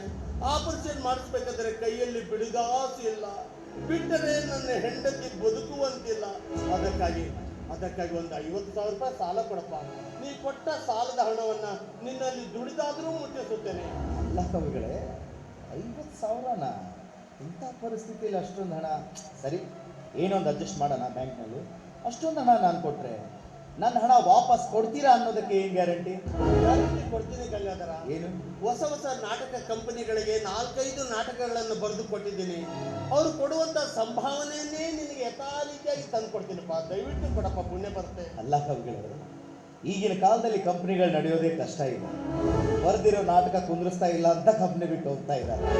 ಅಂಥದ್ರಲ್ಲಿ ನೀವು ಬರೆದಿರೋ ನಾಟಕ ಯಾರು ಆಡಬೇಕು, ಅವ್ರು ನಿಮ್ಗೇನು ಹಣ ಕೊಡಬೇಕು? ಅಂದರೆ ಈ ರೀತಿ ನಡು ರಸ್ತೆಯಲ್ಲಿ ಹೋಗೋ ಬರೋರು ದುಡ್ಡು ಕೇಳೋದಕ್ಕಿಂತ, ಭಿಕ್ಷೆ ಬೇಡೋದಕ್ಕಿಂತ ಗಂಡ ಹೆಂಡತಿ ಯಾವುದಾದ್ರೂ ಹಾಳು ಮಾವಲ್ಲಿ ಬಿದ್ದು ಸತ್ತೋಗ್ಬಾರ್ದಾ? ನನ್ನನ್ನು ಇಷ್ಟೊಂದು ಕೀಳಾಗಿ ಕಾಣುವುದು ನಿನಗೆ ಉಚಿತವಲ್ಲ. ನೀ ಮೊದಲು ಹೇಗಿದ್ದಿ ಎಂಬುದನ್ನು ಜ್ಞಾಪಿಸಿಕೊ. ನಿನ್ನ ತಾಯಿ ಗಂಜಿಗೂ ಗತಿ ಇಲ್ಲದೆ ಹಾಸಿಗಿಡಿದು ಮಲಗಿರುವಾಗ ನನ್ನಲ್ಲಿಗೆ ಬಂದು ಕೇಳಿರಲಿಲ್ಲವೇ ಹಣದ ಸಹಾಯವನ್ನ? ಆಯುಷ್ಯ ತೀರಿದ ನಿನ್ನ ತಾಯಿ ಹಸು ನೀಗಿದಾಗ ಅವಳ ಅಂತ್ಯಕ್ರಿಯೆಕ್ಕಾದರೂ ನಿನ್ನಲ್ಲಿ ಹಣವಿತ್ತೆ. ಆಗಲೂ ಸಹಿತ ನಿನಗೆ ಸಾಕಷ್ಟು ಹಣದ ಸಹಾಯವನ್ನ ಮಾಡಿದೆ. ಅಷ್ಟೇ ಅಲ್ಲ, ವಿದ್ಯಾವಂತನಾದರೂ ಸಹಿತ ನಿರುದ್ಯೋಗಿಯಾಗಿ ಅಲೆದಾಡುತ್ತಿದ್ದಾಗ ನಿನ್ನನ್ನು ಕರೆದುಕೊಂಡು ಹೋಗಿ ಬ್ಯಾಂಕಿನಲ್ಲಿ ಉದ್ಯೋಗ ಕೊಡಿಸಿದವನು ನಾನೇ. ಇದನ್ನೆಲ್ಲ ಜ್ಞಾಪಿಸಿಕೊಂಡು ನನಗೀ ಮಾತು ಹೇಳಬಹುದಾಗಿತ್ತು. ಶ್ರೀಬಾಯಿನ ಏನೋ ಕಷ್ಟದಲ್ಲಿದ್ದಾನೆ, ಕೈಲಾದಷ್ಟು ಸಹಾಯ ಮಾಡಿದ್ರಾಯ್ತು ಅಂತ ನಾನು ಅನ್ಕೊಂಡ್ರೆ, ಯಾವತ್ತೂ ಮಾಡಿದ ಉಪಕಾರನ ನಡು ರಸ್ತೆಯಲ್ಲಿ ತಂಗಿಸ್ತಾ ಇದ್ದೀರಾ? ನಿಮ್ಮಂಥವ್ರಿಗೆ ನಾನು ಹಣ ಕೊಡ್ಬೇಕಾ? ಎಷ್ಟು ಬೇಕಾಗಿತ್ತು? ಒಂದು 50,000 ರೂಪಾಯಿ ಬೇಕಾಗಿತ್ತು.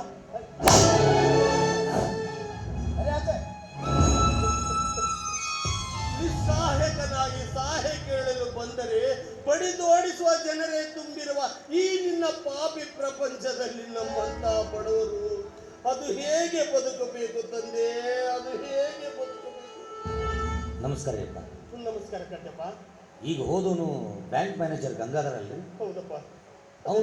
ಅವನು ಯಾಕ್ರಿಪ್ಪ ನಿಮ್ಮ ಕೆನೆ ಹೊಡೆದ? ಹೌದಪ್ಪ, ನನ್ನ ಹೆಂಡತಿ ಹೆರಿಗೆ ಬೇಲಿಯಿಂದ ಒಂದೇ ಸವನೆ ಪ್ರಾಣ ಸಂಕಟದಲ್ಲಿದ್ದಾಳೆ. ಅದಕ್ಕಾಗಿ ಒಂದು 50,000 ರೂಪಾಯಿ ಸಾಲ ಕೊಡು ಅಂತ ಕೇಳಿದ್ರೆ ಕೊಡೋದು ಒತ್ತಟ್ಟಿಗಿರ್ಲಿ ಹೀಯಾಳಿಸಿ ಒಡೆದು ಹೋದ್ನಪ್ಪ. ಪುಣ್ಯಾತ್ಮ ಒಡೆದು ಹೋಗಿ ಎಂತ ಹಲ್ಕ ನನ್ನ ಮಗನ ಹತ್ರ ನೀವು ಹಣ ಸಹಾಯ ಕೇಳಕತ್ತೀರಲ್ರಿ?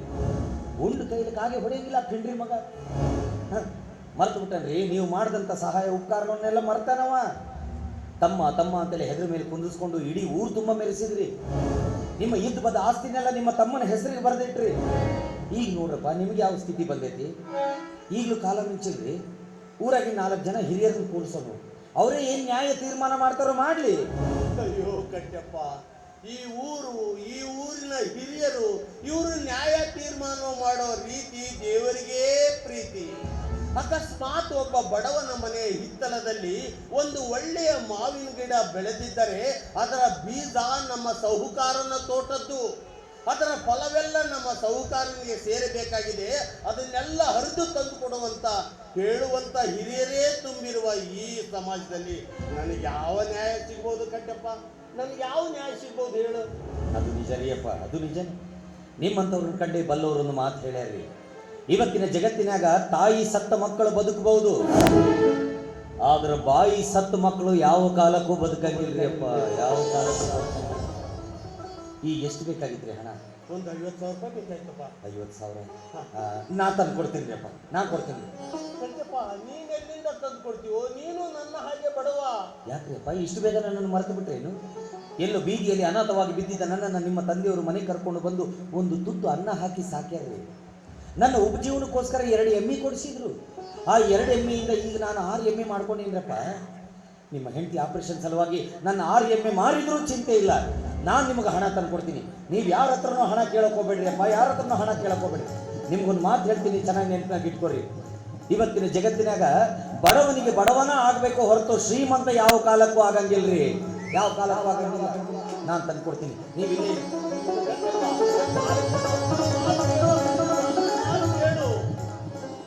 ಗಂಟೆಪ್ಪ ಬಡವನಾದರೂ ಮನಸ್ಸು ನಿರ್ಮಲವಾಗಿದೆ. ನನ್ನ ಬಡತನದ ತಾಪತ್ರೆ ಈತನಿಗೇಕೆ? ಹಾಗಾದರೆ ಯಾರ ಹತ್ತಿರ ಹೋಗಿ ಹಣದ ಸಹಾಯ ಪಡೆದು ನನ್ನ ಹೆಂಡತಿಯನ್ನು ನಾನು ಬದುಕಿಸಿಕೊಳ್ಳಲಿ? ಯಾರ ಹತ್ತಿರ ಹೋಗಿ ಹಣದ ಸಹಾಯ ಪಡೆದು ನನ್ನ ಹೆಂಡತಿಯನ್ನು ಬದುಕಿಸಿ? ನಿಜ, ಹೇಗೋ ನನ್ನ ಒಡ ಹುಟ್ಟಿದ ತಮ್ಮನಿದ್ದಾನೆ. ನನ್ನ ಒಡ ಹುಟ್ಟಿದ ತಮ್ಮನ ಹತ್ತಿರನ ಹೋಗಿ ಹಣದ ಸಹಾಯ ಪಡೆದು ನನ್ನ ಹೆಂಡತಿಯನ್ನು ಬದುಕಿಸಿಕೊಳ್ಳಬೇಕು. ನಾವು ಹೋಗಿ ಕೇಳಿದರೆ ಕೊಡಬಹುದೇ ನನ್ನ ತಮ್ಮ? ಏನೋ ಒಂದು ಹೆಂಡತಿಯ ಮಾತು ಕೇಳಿ ಹೊರದೂಡಿದ ಮಾತ್ರಕ್ಕೆ ಅಣ್ಣ ತಮ್ಮಂದಿರ ಸಂಬಂಧ ಹರಿದು ಹೋದಂತಾಯಿತೇನು? ಇಲ್ಲ ಇಲ್ಲ, ನನ್ನ ತಮ್ಮ ನನ್ನ ಮೇಲೆ ಸಾಕಷ್ಟು ಪ್ರೀತಿ ಮಮತೆ ಮಮಕಾರಗಳನ್ನು ಇಟ್ಕೊಂಡಿದ್ದಾನೆ. ನಾವು ಹೋಗಿ ಕೇಳಿದ್ರೆ ಖಂಡಿತವಾಗಿ ಇಲ್ಲ ಅಂತ ಹೇಳುದಿಲ್ಲ, ಕೇಳುದಿಲ್ಲ. ಆಯ್ತು, ಇವ್ರ ಹತ್ರ ಕೇಳೋದಕ್ಕಿಂತ ನನ್ನ ಒಡ ಹುಟ್ಟಿದ ತಮ್ಮನ ಹತ್ರನೇ ಹೋಗಿ ಹಣದ ಸಹಾಯ ಪಡೆದು ನನ್ನ ಹೆಂಡತಿಯನ್ನು ಬದುಕಿಸಿಕೊಂಡು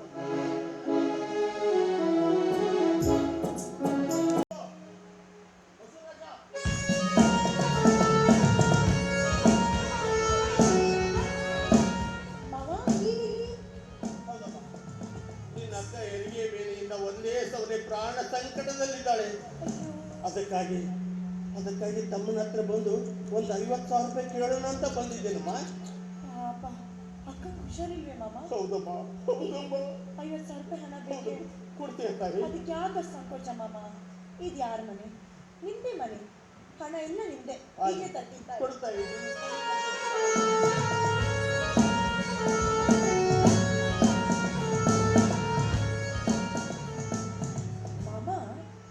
ಅಂದಿನ ನನ್ನ ಆಸೆಯನ್ನ ಇಂದಿಗೂ ಈಡೇರಿಸಿದ್ರೆ ನೀವು ಕೇಳಿದಷ್ಟು ಹಣ ಕೊಡ್ತೀನಿ. ಅಗಲಿದ ಅಣ್ಣ ತಮ್ಮಂದಿರನ್ನ ಮತ್ತೆ ಒಂದುಗೂಡಿಸ್ತೀನಿ. ಒಪ್ತೀರಾ ನನ್ನ ಮಾತಿಗೆ? ನೀನಿನ್ನೂ ಬಿಟ್ಟಿಲ್ಲವೇ ನನ್ನ ಮೇಲಿನ ಹಂಬಲವನ್ನ? ನಮ್ಮ ಮನೆಯ ಮುಂದೆ ಕೆಸರಿದೆ, ಈ ಕೆಸರು ನಮ್ಮದೆಂದು ತಿನ್ನಲು ಬರುತ್ತದೇನಮ್ಮ? ಮಾಮ, ನನ್ನ ಬೈಕೆ ಬಳ್ಳಿ ನಿಮ್ಮ ಹೃದಯ ಪಂಜರವನ್ನ ಹಬ್ಬಬೇಕಾಗಿದೆ.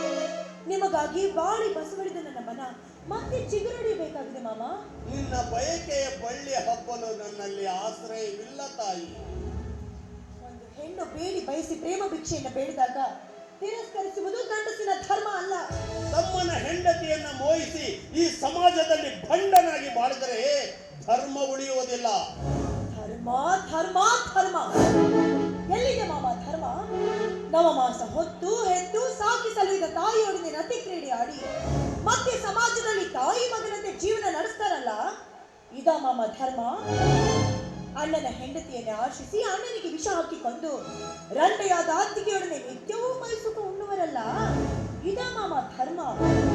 ಮನೆ ಆಳನ್ನೇ ಆಶಿಸಿ ಅವನಿಗೆ ಸಾಕಷ್ಟು ಉಣಿಸಿ ತಿನಿಸಿ ಕೇಳಿದಷ್ಟು ಹಣ ಕೊಟ್ಟು ತಮ್ಮ ಕಾಮದ ಕೃಷಿ ತೀರಿಸಿಕೊಳ್ಳುವರಲ್ಲ, ಇದ ಮಾಮ ಧರ್ಮ? ಧರ್ಮವೆಂದು ಹೇಳುತ್ತಾ ಧರ್ಮದ ಪರಿಪಾಲನೆ ಮಾಡುತ್ತಾ ಬಂದವರು ನಿತ್ಯವೂ ತುತ್ತು ಕೂಳಿಗೂ ಗತಿ ಇಲ್ಲದೆ ಬೀದಿ ಬೀದಿ ತಿರುಗ್ತಾ ಇರೋದನ್ನ ನೋಡ್ತಾನೆ ಇದೀವಲ್ಲ ಮಾಮ. ಗಾಳಿ ಬಿಟ್ಟಾಗ ತೂರಿಕೊಳ್ಳುವುದೇ ಜಾಣತನ, ಅದುವೇ ಬದುಕುವ ದಾರಿ. ಜಯಶ್ರೀ, ಸದ್ಯ ನನ್ನ ಪರಿಸ್ಥಿತಿ ಹೀಗಿರಬಹುದು. ಮುಂದೊಂದು ದಿನ ನನ್ನ ಜೀವನದಲ್ಲಿ ಮುತ್ತಿನ ಹನಿಗಳು ಉದುರುತ್ತವೆ. ಎತ್ತರವಿರಲಿ. ಮುತ್ತಿನ ಹನಿಗಳು ಉದುರುವ ವೇಳೆಗೆ ಈ ನಿಮ್ಮ ದೇಹ ಮಣ್ಣು ಸೇರಿದ್ರೆ ಆಗ ನಿಮ್ಮ ಧರ್ಮ ಬಂದು ಉಳಿಸಿಕೊಳ್ಳುವುದೇನು? ಏಕೆ ಉಳಿಸಿಕೊಂಡಿಲ್ಲ?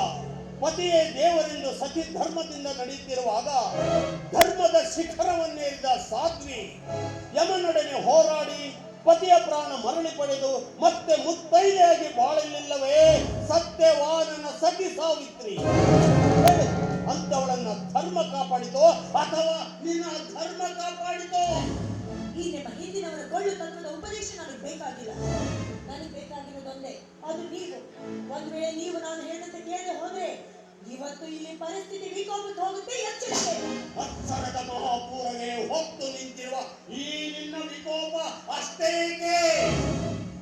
ಧಗಿಸುವ ಅಗ್ನಿಕುಂಡದಲ್ಲಿ ನನ್ನನ್ನು ನಿಲ್ಲಿಸಿದರು ನನ್ನಲ್ಲಿರುವ ಧರ್ಮವೇ ನನ್ನನ್ನು ಕಾಪಾಡುತ್ತದೆ.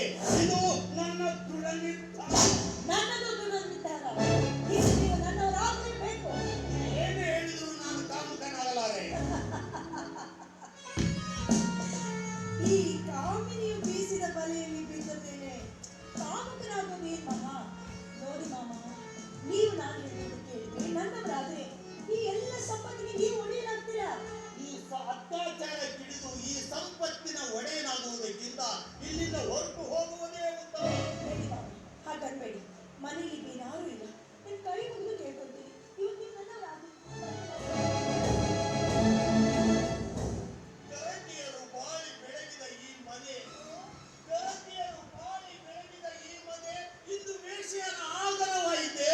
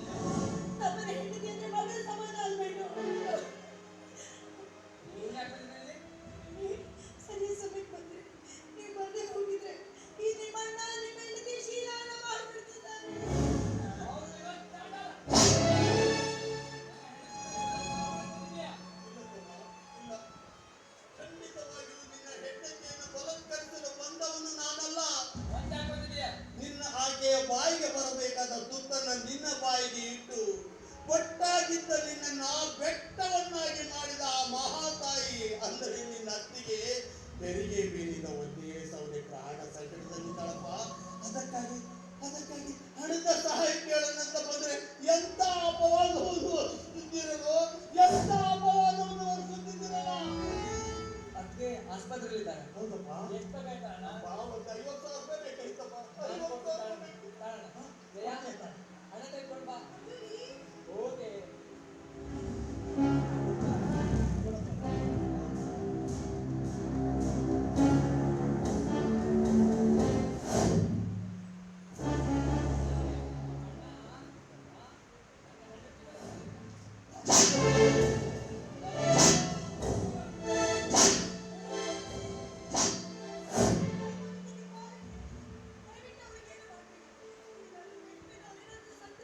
ನಾಳೆ ನೀವು ಜೈಲು ಸೇರ್ಬೇಕಾಗುತ್ತೆ. ನನ್ನಿಂದ ನೀವೇ ನಿಮ್ಮ ಅಣ್ಣನ ಸಾಯಿಸಿದ್ರೆ ಅನ್ನೋ ಅಪವಾದ ನಿಮಗೆ ಬರಬಾರ್ದು. ಪ್ಲೀಸ್ ನನ್ನ ಹೆಂಡತಿ ಹೇಳ್ತಾ ಸುಮ್ಮನೆ ಬಿಟ್ಟಿದ್ದಾನೆ, ಇಲ್ಲ ಅಂದ್ರೆ ಚರ್ಮ ಸುರಿತಿದ್ದೆ. ತಮ್ಮ ಬಸು, ನಿನ್ನ ಹೆಂಡತಿಯ ನಡತಿ ಅಂತವರನ್ನೇ ಕಂಡು 12ನೇ ಶತಮಾನದಲ್ಲಿ ಬಸವಣ್ಣ ಹೇಳಿದಾನೆ, ಇವಳ ಮಾತು ಬೆಲ್ಲದಂತೆ, ಹೃದಯದಲ್ಲಿರುವುದೆಲ್ಲ ನಂಜು ಕಾಣಿರು ಅಂತ. ಮನದಲ್ಲಿ ಒಬ್ಬವನನ್ನ ನೆನೆದರೆ ಕಣ್ಣಿನಲ್ಲಿ ಇನ್ನೊಬ್ಬವನನ್ನ ಸೆಳೆಯುತ್ತಾಳೆ, ಮನಸ್ಸಿನಲ್ಲಿ ಇನ್ನೊಬ್ಬವನನ್ನ ಕರೆಯುತ್ತಾಳೆ. ಇವಳ ನಡೆಯೊಂದೆಡೆ, ನುಡಿಯೊಂದೆಡೆ, ಮಾತೊಂದೆಡೆ. ಇಂಥ ಮಾನಸದಲ್ಲಿಯೂ ಇವಳು ನನ್ನವಳೆಂದು ಕರೆಯುವ ನಿನ್ನಂತ ಕುರಿ ನರರಿಗೆ ಏನೆಂಬುವರಯ್ಯ ಕೂಡಲ ಸಂಗಮ ದೇವ ಅಂತ. ಇದೇ ಕೊನೆ. ಇನ್ನೊಂದು ಸಲ ನನ್ನ ಕಣ್ಣಿಗೆ ಕಾಣಿಸ್ತಂದ್ರೆ ನ್ಯಾಯವೆಲ್ಲಿದೆ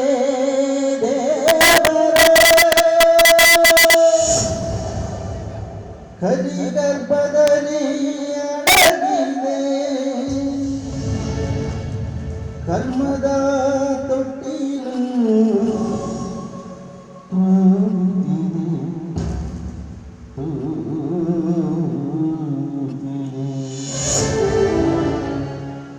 ನ್ಯಾಯ ಎಲ್ಲಿದೆ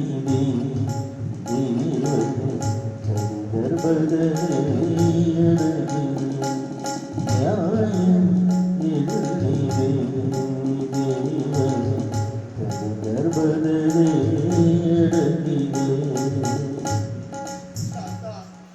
ಶಾಂತ, ನಿನ್ನ ಮುದ್ದು ಮೈದಿನ ಕೈ ತುಂಬ ಕೊಟ್ಬಿಟ್ಟ, ಮೈ ತುಂಬ ಕೊಟ್ಬಿಟ್ಟ.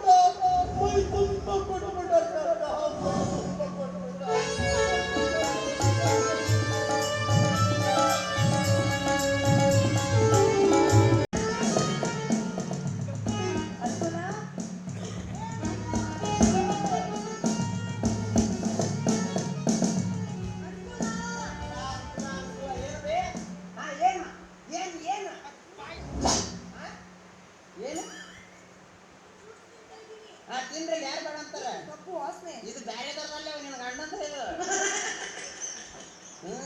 ಅದನ್ನ ದೂರ ಇಡು. ಅಯ್ಯಯ್ಯೋ, ತುಂಬಿದ್ಮೇಲೆ ತಗೊಂಡು ಕಲ್ಲಾಕ್ ಹೋಯ್ತೀನಿ ನಾನು. ನನಗೆ ಏನು ಅನ್ಸಿಲ್ಲ, ಅದನ್ನು ದೂರ ಇಡು. ಅದೇ ಕೈಲಿ ಇವಾಗ ನೀನು ಹಣ್ಣು ಕಟ್ ಮಾಡ್ಕೊಟ್ಟ ನನಗೆ. ಹೌದವ್ವ, ಏನಾಗುತ್ತೆ? ಒಳಗಡೆ ಏನ್ ಮಾಡ್ತಿದ್ದೆ? ಒಳಗೆ ಬಚ್ಚಲ ತೊಳ್ಯಾಕತ್ತಿದ್ದವ. ಹೌದವ್ವ, ಹಾ.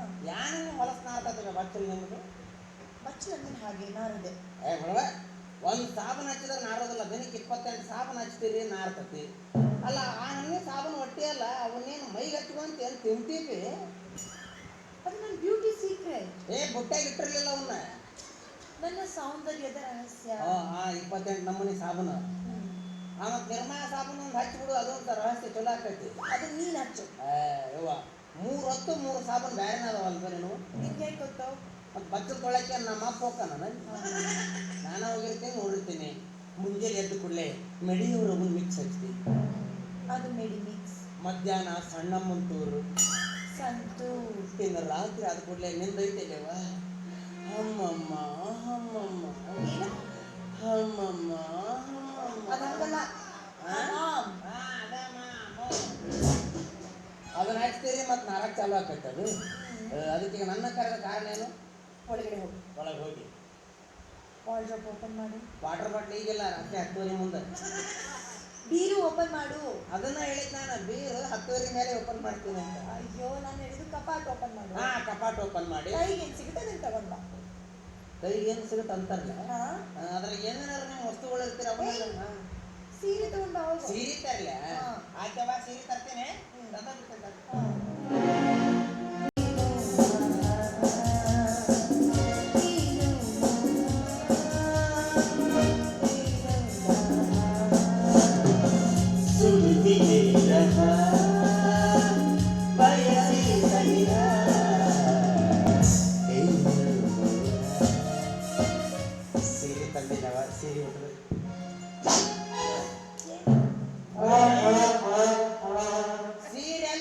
जंपर जंपर में बहुत बंपर ಇದು ಅದನ್ನ ಯಾಕೆ ನೀನು ಹಾಕೋತಾ ಇದ್ಯಾ? ಯವ್ವ ನಂದು ನಿಂದು ಸೈಜ್ ಅಂತ ನೋಡಿದ್ವಿ ಅಲ್ಲ ಇದು ಅಳತಿ ಏನು ನಾನೆಲ್ಲ ಕರ್ಕೊಂಡು ಹೋಗಿದ್ದೆ ನಂಬರ್ ಅಳತಿ ಕೊಡಾಕ ನಿನ್ ಫೋಟೋನೇ ಕಳ್ಸಿದ್ದೆ. ಫೋಟೋದ್ನಾಗ ಕಂಡು ಹಿಡಿತಾರಲ್ಲ ಅಳತಿ ನಂದು ಚಲೋ ಐತಿ ಇದನ್ನ ಒಂದು 8 ದಿವಸ ನನಗೆ ಕೊಡ್ತೀಯ ಯಾಕೋ? ಇದನ್ನ ಹಾಕೊಂಡು ಹುಬ್ಬಳ್ಳಿಯಿಂದ ಕುಸುಗಲ್ಲಿಂದ ಹುಬ್ಬಳ್ಳಿ ಅಡ್ಡಾಡ್ಬೇಕಂತ ಮಾಡೀನಿ ಅದು ರಾತ್ರಿ 12:30 ಮುಂದೆ ನೀನು ಈ ಅವತಾರದಲ್ಲಿ ಹಾಗೆ ಅಡ್ಡಾಡಿದ್ರೆ ನಿನಗೆ ಬಿಡ್ತಾರ? ಅಂದ್ರೆ ನೀವು ಅಂದುಕೊಂಡಷ್ಟು ಸುಂದರಿಯಾಗಿರ್ತೀನಿ ನಾನು ಅಂತ ಟೈಮಲ್ಲಿ ನಾ ಇದ್ರೂ ಬಿಡಲ್ಲ. ನಾನು ಬಿಡ್ತಾರ ಅಂದ್ರೆ ಮತ್ತೆ ಏನಾರ ಆಗಲ್ಲ ಬಿಡುವ ಜೀವನ ಹರ್ನಾಳಿಗೆ ಆಗೈತಿ ಏನ್ ಮಾಡೋದು ನನ್ನ ಫೇವ್ರೇಟ್ ಸಾರಿ ತಗೊಂಡ ಸಿರಿತಲ್ಲ ಅಯ್ಯೋ ತರ್ತೀನಿ ಅಮ್ಮ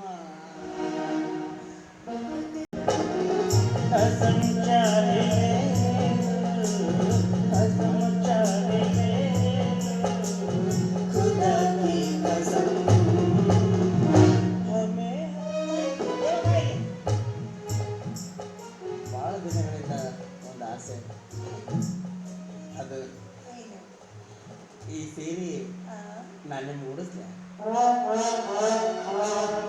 ನಿನ್ಗೆ ಸೀರೆ ಉಡ್ಸಕ್ ಬರುತ್ತಾ? ಉಡ್ಸಕ್ ಬರುತ್ತಾ? ಮೊದಲು ಸೀರೆ ಅಂಗಡಿ ಕೆಲ್ಸಕ್ಕೆ ಇದ್ನಾನ ಮತ್ತೆ ಯಾಕೆ ಬಿಟ್ಟೆ? ಗೊಂಬೆ ಒಳಗೆಲ್ಲ ನಾನೇ ಸೀರೆ ಉಡಿಸ್ತಿದ್ದೆ. ಅದೇ ಯಾಕೆ ಬಿಟ್ಟೆ? ಅಯ್ಯೋ ಅವತ್ತೊಂದ್ ದಿವಸ ಏನಾಗೈತಿ ಗೊಂಬೆಗೆ ಸೀರೆ ಉಡಿಸ್ಬೇಕಂತೇಳಿ ಹೊರಗಿದ್ದು ಗೊಂಬೆಗಳೆಲ್ಲ ಒಳಗೆ ಹೊತ್ಕೊಂಡು ಹೋಗಿದ್ನವ ನಾ ಸೀರೆ ಉಡಿಸೋದು ತಂದಿಡುದು ಸೀರೆ ಉಡಿಸೋದು ತಂದಿಡುದು ನನ್ನ ಕರ್ಮಕ್ಕೆ ಅದ ಜಾಗ ಒಬ್ಬ ಹೆಣ್ಮಗಳು ಬಂದಂತಾಳ ಒಮ್ಮೆ ಅಂತ ಅಕ್ಕಿನ ತಗೊಂಡು ಹೋಗಿ ಒಳಗೆ ನಾನು ಸುಮ್ಮನೆ ಇದ್ಲ ಅಲ್ಲಿ ಮಟ್ಟ ಸುಮ್ಮನದ ನೋಡ್ಬೇಕು ಯಾವಾಗ ನೆರಿಗೆ ಸುತ್ತ ಹಿಂಗೆ ತಗೊಂಡು ಹೋದ್ನಿ ಅಲ್ಲಿಗೆ ಹತ್ರ ಅಲ್ಲಿ ಇನ್ನೇನೇ ಗದ್ಲ ಮಾಡ್ತಾನೆ ಅಂತೇಳಿ ಲಾಪ್ ಲಾಪ್ ಲಾಪ್ ಲಾಪ್ ಹೊಯ್ಕೊಳಕ್ ಹತ್ತದ ಯಾವಾಗ ಆಕಿ ಕಾಂಡ ಬಂತ ಮೆಟ್ಲೆ ಹೊಡೆದ ಅವತ್ತು ಅಲ್ಲಿ ಕೆಲಸ ಬಿಟ್ಟು ಇಲ್ಲಿ ಸೇರಿ ಇಲ್ಲಿ ಯಾವತ್ತು ಬಡಿತೀರ ಗೊತ್ತಿಲ್ಲ ಬಡದ್ ಬಿಡ್ರು ಅಂತ ಹೋಗ್ತೀನಿ ನಾ ಉಡಿಸ್ತೀನಿ ಎದಕ್ಕೆ ಉಡಿಸ್ಬೇಕು? ಗೊಂಬೆಯಲ್ಲಿ ನಿಮ್ಗೆ ಉಡಿಸೋದು ನನಗೆ ಉಡಿಸ್ತೀಯಾ? ಉಡಿಸ್ತೀನಿ ಅಂದ್ರೆ ಮನುಷ್ಯಾಗೆ ಎಕ್ದಮ್ ಅದೃಷ್ಟ ಬದಲಾಕಂತ ನಾನು ಕೇಳಿದ್ದೇನೆ. ಈಗ 5 ವರ್ಷದ ಹಿಂದೆ ನಮ್ಮ ಪಪ್ಪಾಗೆ ಹೆಂಗೆ ಬದಲಾತಲ್ಲ ಅದೃಷ್ಟ 5 ವರ್ಷದಿಂದ ನೀ ಬಂದಮೇಲೆ ಹಂಗೆ ನಿನಗೆ ಸೀರೆ ಉಡಿಸಿದ ಮೇಲೆ ಒಮ್ಮೆ ಏನಾರ ನನಗೆ ಬದಲಾಕತ್ತೆ ಏನು ಪಾಪು ಪಪ್ಪ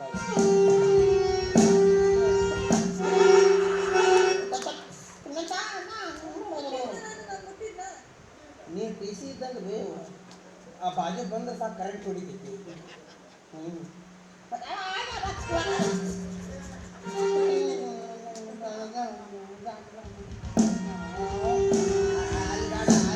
ಗುಳುಗುಳು ಅಂತ ನನಗೆ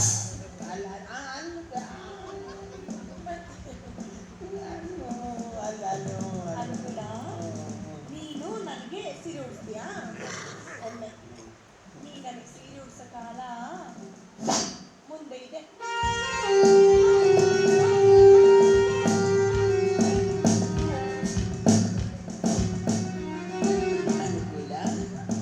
ನೀ ನನ್ನ ಸೀರೆ ಉಡಿಸ್ತೀಯ ನೀ ನನ್ನ ಸೀರೆ ಉಡಿಸೋ ಕಾಲ ಇನ್ನು ಮುಂದೆ ಇದೆ ಮೌನ್ ಬೋಸುಡಿಗೆ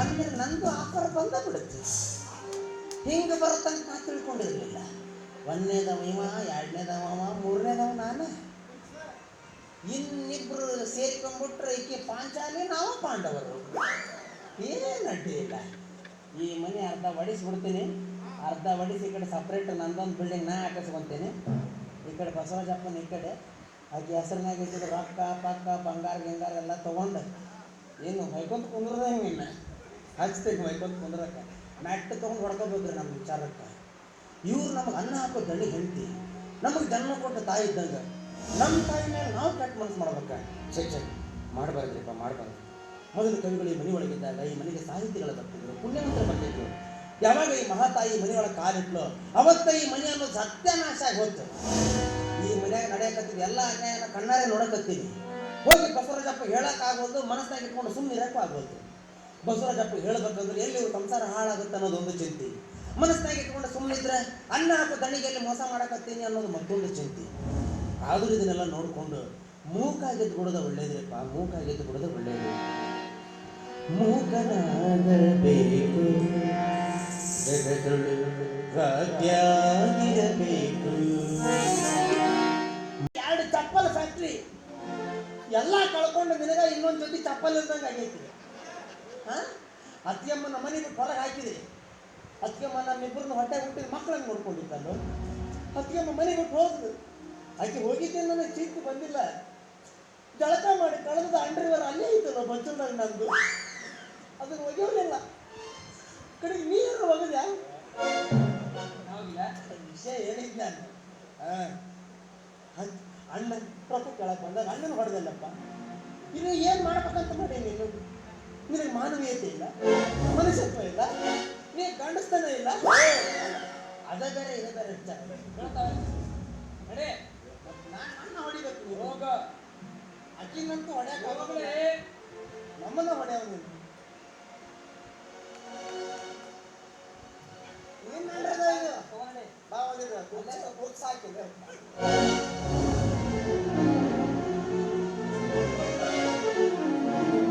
ಗಂಗಾಧರ ತಿಳಿಸಿಕೊಳ್ಳುವುದೆಂದರೆ, ನೀನು ದಿನ ಬರುವ ಜಾಗಕ್ಕೆ ಬರಬೇಡ. ಅಲ್ಲಿ ಜನಗಳ ಕಾಟ ತುಂಬ ಇರುತ್ತೆ. ಕಾರಣ ಬೈಲು ಬಸವೇಶ್ವರ ದೇವಸ್ಥಾನದ ಹತ್ತಿರ ಬಂದುಬಿಡು. ನಿನಗಾಗಿ ಕಾಯ್ತಾ ಇರ್ತೀನಿ. ನಿನ್ನ ಪ್ರಿಯಕರ ಗಂಗಾಧರ್. ಮಿತ್ರದ್ರೋಹಿ. ಮಿತ್ರ ಅಂತ ಮನೆಗೆ ಸೇರಿಸಿದರೆ ನನಗೆ ಮೋಸ ಮಾಡ್ತೀಯ. ಇಲ್ಲ, ನೀನೆಲ್ಲೆಲ್ಲರೂ ನನ್ನ ಬಿಡಲ್ಲ. ನಿನ್ನನ್ನ ಅವನಿಗಂದು ಏನು ಪ್ರಯೋಜನ? ನಮ್ಮ ಮನೆಯ ಬಾಗಿಲು ಬಗ್ಗರಿಲ್ಲದಾಗ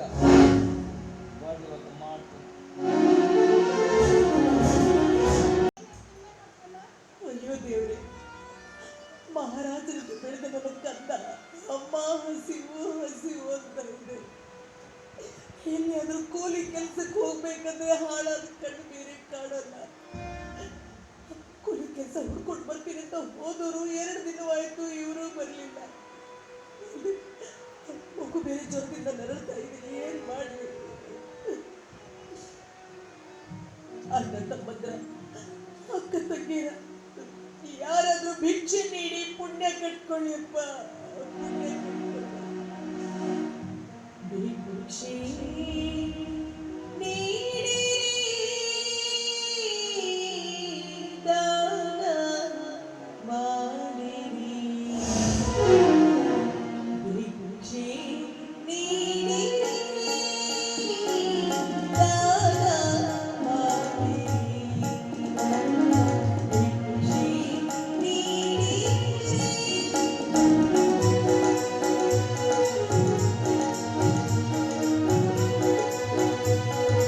「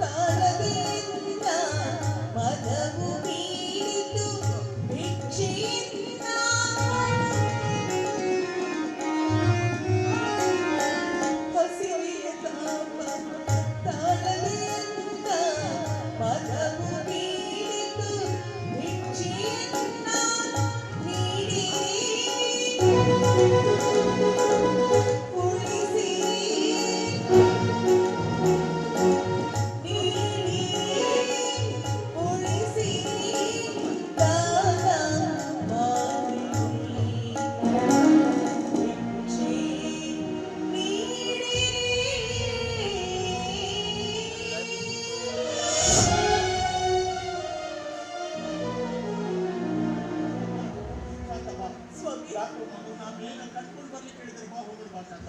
2 ದಿನದಿಂದ ಯಾಕೆ ಸ್ವಾಮಿ ಬಂದಿಲ್ಲ ನೀವು?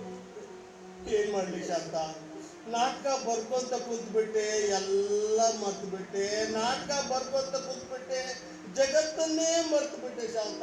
ತಪ್ಪಾಯ್ತು ಶಾಂತ, ತಪ್ಪಾಯ್ತು. ಜ್ವರದಿಂದ ಒಂದೇ ಸಮನೆ ನರಳ್ತಾ ಇದೆ.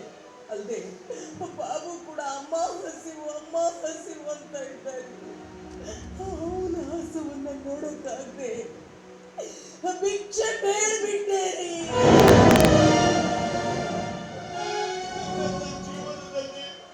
ನನ್ನ ಜೀವನದಲ್ಲಿ ಭಿಕ್ಷೆಯೂ ಕೂಡ ನಡೆದು ಹೋಯ್ತೆ.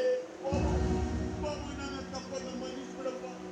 ನನ್ನಂತ ಬಡವನ ಹೊಟ್ಟೆಯಲ್ಲಿ ಹುಟ್ಟುವುದಕ್ಕಿಂತ ದೊಡ್ಡ ಸಿರಿವಂತನ ಮಗನಾಗಿ ಹುಟ್ಟಿದರೆ ನೀನಾದರೂ ಸುಖವಾಗಿರ್ತಿದ್ದೆಯಲ್ಲೋ. ತಪ್ಪಾಯ್ತಪ್ಪ. ಸಮಾಧಾನವಾಗ್ತದೆ. ಬಾರದು ಬಪ್ಪದು ತಪ್ಪದು ಅಂತ ಹೇಳಿದರೆ ಬಂದ ಕಷ್ಟಗಳನ್ನೆಲ್ಲ ಅನುಭವಿಸಬೇಕಾಗಿದ್ದು ಮಾನವನ ಧರ್ಮ. ನಡಿ, ಮೊದಲು ಆಸ್ಪತ್ರೆಗೆ ಹೋಗೋಣ. ಬಾಬು, ನೀನು ಇಲ್ಲೇ ಇರಪ್ಪ. ನಾವು ಹೋಗಿ ಆದಷ್ಟು ಬೇಗ ನಿಮ್ಮ ತಂಗಿ ತೋರಿಸ್ಕೊಂಡು ಬರ್ತೀವಿ. ನಾವು ಬರೋ ತನಕ ಇಲ್ಲೇ ಇರುತ್ತಲ್ಲ, ಎಲ್ಲೂ ಹೋಗ್ಬೇಡಪ್ಪ. ಇಲ್ಲೇ ಇರು. ಯಾರು ಏನಾದರೂ ಕೊಟ್ಟರೆ ತಿನ್ಬೇಡಕ್ಕಂತ. ಇಲ್ಲೇ ಇರು, ಬೇಗ ಬಂದ್ಬಿಡ್ತೀವಿ. ಬಾಬು, ಅಮ್ಮ ಹೇಳಿದ್ದು ನೆನಪಿದೆ ತಾನೆ? ಯಾವ ಕಾರಣಕ್ಕೂ ಹೊಟ್ಟೆ ಹಸ್ತಿದೆ ಎಂದು ಕದ್ದು ತಿನ್ಬೇಡ, ಬೇಗ ಬಂದ್ಬಿಡ್ತೀವಿ.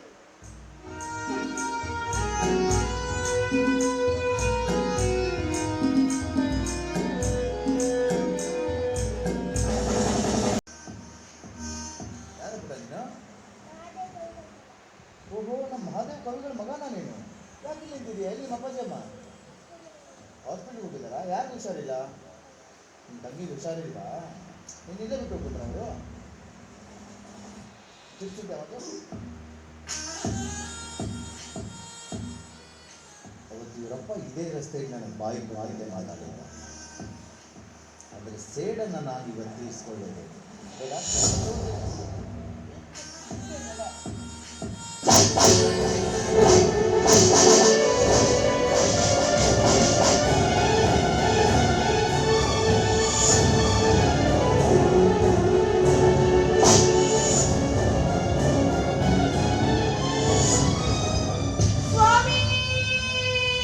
ಶಾಂತ, ಏನಾಯ್ತು ಶಾಂತ? ಹೀಗೆ ಗೆಚ್ಚಿರುತ್ತಿರುವಿ?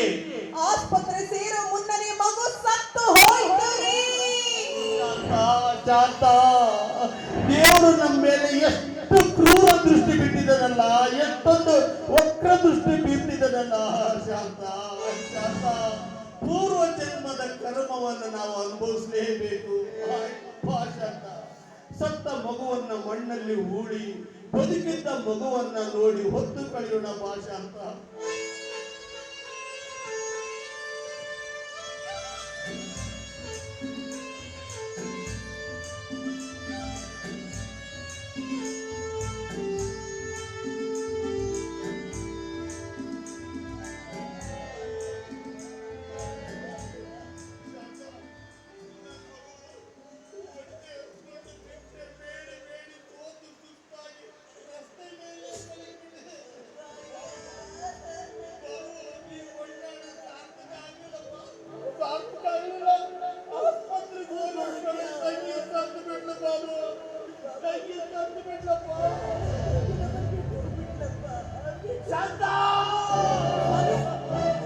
ಏನಾಯ್ತು ಸ್ವಾಮಿ?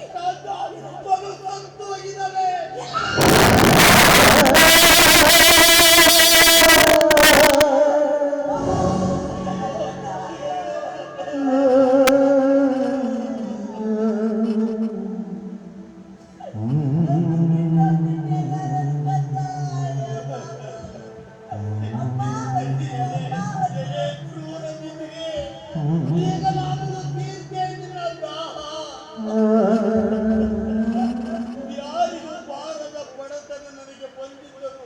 ನನ್ನ ಮಕ್ಕಳೇ ನನ್ನ ಸರ್ವಸ್ವವೆಂದು ತಿಳಿದುಕೊಂಡಿದ್ದ ನನಗೆ ನನ್ನೆರಡು ಮುತ್ತುಗಳನ್ನು ಕಸಿದು ಕೊಟ್ಬಿಟ್ಯಾ. ನನ್ನೆರಡು ಮುತ್ತುಗಳನ್ನು ಕಸಿದು ಕೊಟ್ಬಿಟ್ಯಾ.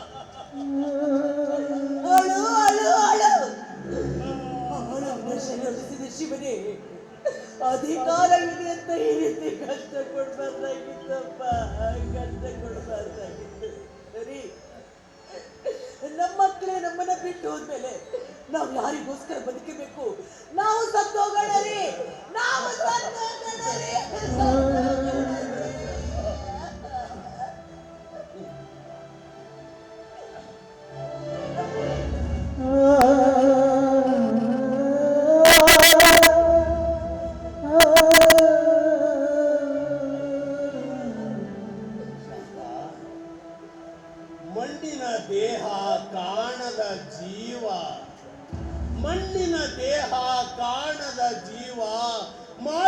ಒಡಿವೆಯಲ್ಲೋ ಭಗವಂತ, ನೀ ಮಾಡಿದ ಮಡಿಕೆಯನ್ನ ನೀನೇ ಒಡಿವೆಯಲ್ಲೋ. ಹುಚ್ಚನೇ ಇಲ್ಲ ನಿನಗಿಂತ, ಹುಚ್ಚನೇ ಇಲ್ಲ ನಿನಗಿಂತ.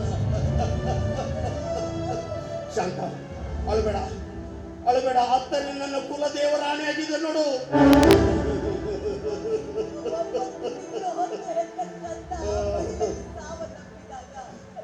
ಯಾವ ತಾಯಿಗೆ ತಾನೇ ದುಃಖ ಆಗೋದಿಲ್ಲ?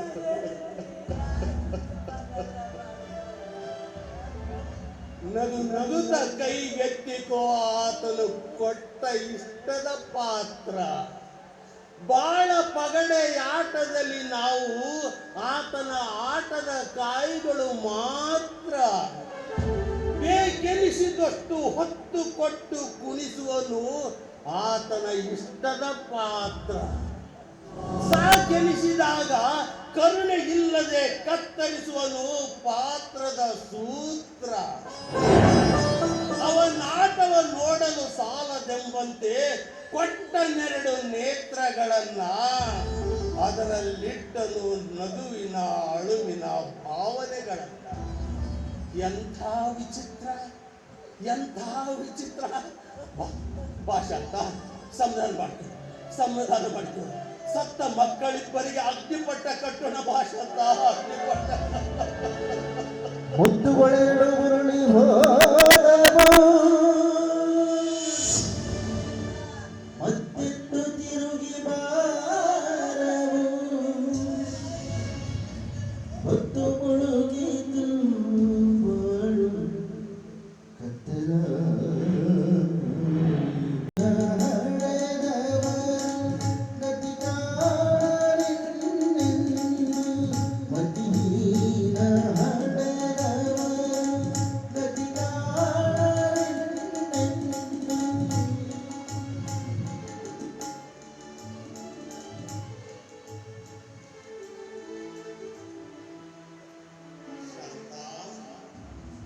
ಬಲ್ಲವರು ಹೇಳಿದ್ದನ್ನ ಕೇಳಿಲ್ಲವೇ ನೀನು? ತೊಟ್ಟಿಲುಗಳೆಷ್ಟೋ ಮಸಣಗಳು ಅಷ್ಟೇ ಈ ಧರೆಯೊಳಗೆ. ತೊಟ್ಟಿಲಕ್ಕೆ ಹಬ್ಬ, ಮಸಣಕ್ಕೆ ಬೊಬ್ಬೆ, ಒಬ್ಬು ಮುಸುಕಿದ ಮಧ್ಯೆ ಈ ನಮ್ಮ ಜೀವನ. ಹುಟ್ಟಿ ಬಂದ ಪ್ರತಿಯೊಂದು ಪ್ರಾಣಿಯು ಸಾವನ್ನ ಬೆನ್ನಿಗಂಟಿಸಿಕೊಂಡೇ ಬಂದಿದೆ. ಹುಟ್ಟುವುದು ಮುಂದೊಂದು ದಿನ ಸಾಯುವುದಕ್ಕೆ, ಸಾಯುವುದು ಮತ್ತೆ ಹುಟ್ಟಿ ಬರುವುದಕ್ಕೆ. ಅವರವರ ಸರಿತಿ ಬಂದಾಗ ಅವರವರು ಸಾಗುತ್ತಾರೆ, ಸಾಗಿ ಮರೆಯಾಗಿ ಬಿಡುತ್ತಾರೆ. ಬದುಕಿದವರಿಗೆ ಕಂಬನಿಯ ಕೊರಗು ಕೊಡುತ್ತಾರೆ ನಿಜ. ಆದ್ರೆ ಇಂಥ ಆಘಾತವಾದಾಗ ಧೃತಿಗೆಡದೆ ಧೈರ್ಯದಿಂದಿರುವುದೇ ಜಾಣ್ಮೆಯ ಲಕ್ಷಣ. ಶಾಂತ, ಇನ್ನೇನು ಮತ್ತೇನು ಗತಿಯೆಂದು ಬೆದರದಿರು. ನಿನ್ನ ಕೈ ಒಳಗಿಹುದೇ ವಿಧಿಯ ಲೆಕ್ಕಣಿಕೆ. ಕಣ್ಣಿಗಟುಕದೆ ಸಾಗಿಹುದು ದೈವದ ಸಂಚು. ತಣ್ಣಗಿರಿಸ ಆತ್ಮವನ್ನು ಮಂಕುತಿಮ್ಮ ಅಂತ ನಮ್ಮಂತವರ ಒಡಲುರಿಯ ಉಪಶಮನಕ್ಕಾಗಿಯೇ ಹೇಳಿಲ್ಲವೇ ಶಾಂತ?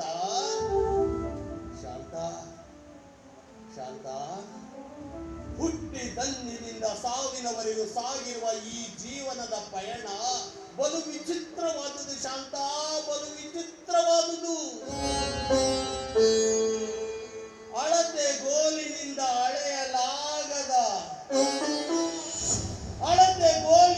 ಅಳೆಯಲಾಗದ ಅನಿರ್ದಿಷ್ಟ ದಾರಿಯಲ್ಲಿ ಪಯಣಿಗರು ನಾವಾಗಿ ಸಾಗಿರುವಾಗ ಬಿಸಿಲು ಬಿರುಗಾಳಿಯ ಬಾಧೆ ತಾಳಲಾರೆನೆಂದರೆ ಹೇಗೆ? ವಿಧಿ ಎಂಬ ಎಣ್ಣೆ ಗಾಣದಲ್ಲಿ ಸಿಲುಕಿದ ಗುರಿ ಎಳ್ಳು ಕಾಳುಗಳು ನಾವು. ಅರೆದು ಸಿಪ್ಪೆ ಮಾಡದೆ ಬಿಡುವನೇನು ಆ ಗಾಣಿಗ? ಶಾಂತ, ಪೂರ್ವ ಜನ್ಮದ ಕರ್ಮವನ್ನ ನಾವು ಇಲ್ಲೇ ಅನುಭವಿಸಬೇಕು, ಇಲ್ಲೇ ಅನುಭವಿಸ್ಬೋದು. ಏನ್ ಮಾಡಕ್ಕಾಗೋದಿಲ್ಲಪ್ಪ. ಸಂಧಾನ ಮಾಡ್ಕೋ ಶಾಂತ, ಸಂಧಾನ ಮಾಡ್ಕೋ. ಸತ್ತ ಮಕ್ಕಳಿವರೆಗೆ ಅಗ್ನಿಪಟ್ಟ ಕಟ್ಟಡ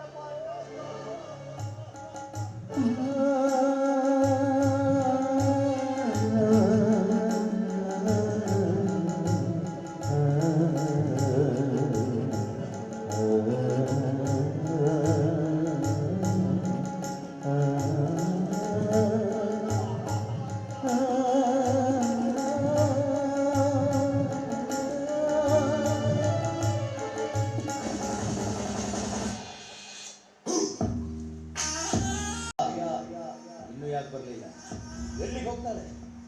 ಏರಿಯಾಗ ಬಂದವಳು ಬ್ಯೂಟಿ ಪಾರ್ಲರ್ ಬರ್ದೇ ಇರ್ತಾಳ. ಕಬ್ ತಕ್ छुपेगी खैरी पत्तों की आड़ में किसी ना किसी दिन नाना ही पड़ेगा इन दांतों की बाजार में. ನೀನು ನಿನ್ ಗಂಡನ ಕೊಲೆ ಮಾಡ್ಬಿಟ್ಯಾ? ಕೊಟ್ಟ ಮಾತಿಗೆ ತಪ್ಪಿ ನಡೆಯುವಳಲ್ಲ ಈ ಜಯ. Very good. ಹಾಗಾದ್ರೆ ರಿವಾಲ್ವರ್ ಗುಂಡಿನ ಸಪ್ಪಳಕ್ಕೆ ಎದುರು ಅಲ್ಲೇ ಬಿಸಾಕ್ ಬಂದ್ಬಿಟ್ಟೆ. ನಡೀಲಿ ಹೋಗೋಣ. ಎಲ್ಲಿದೆ? ಇನ್ನೆಲ್ಲಿಗೆ? ನೀನ್ ಹೇಳ್ದಂತೆ ಎಲ್ಲ ಸಂಪತ್ತನ್ನ ದೋಚ್ಕೊಂಡು ಬಂದಿದ್ದೀನಿ. ಎಲ್ಲಾದ್ರೂ ದೂರ, ಬಹುದೂರ ಹೋಗಿ ಸೆಟ್ಲ್ ಆಗೋಣ.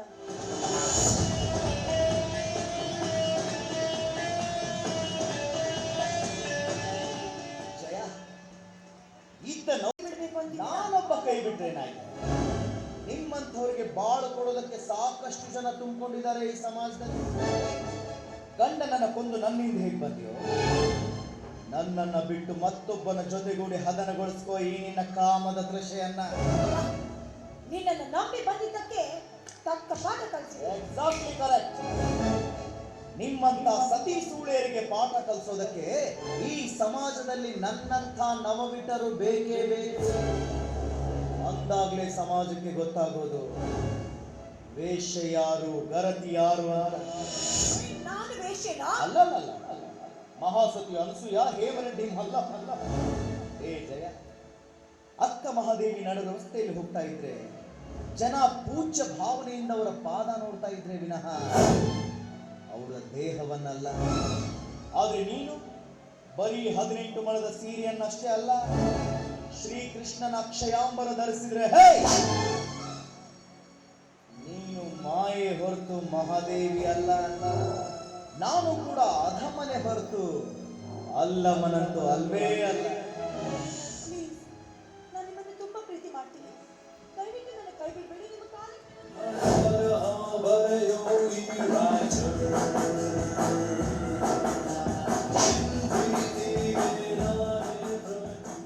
ನೀನು ನನ್ನ ಪಾದ ಸೇವೆ.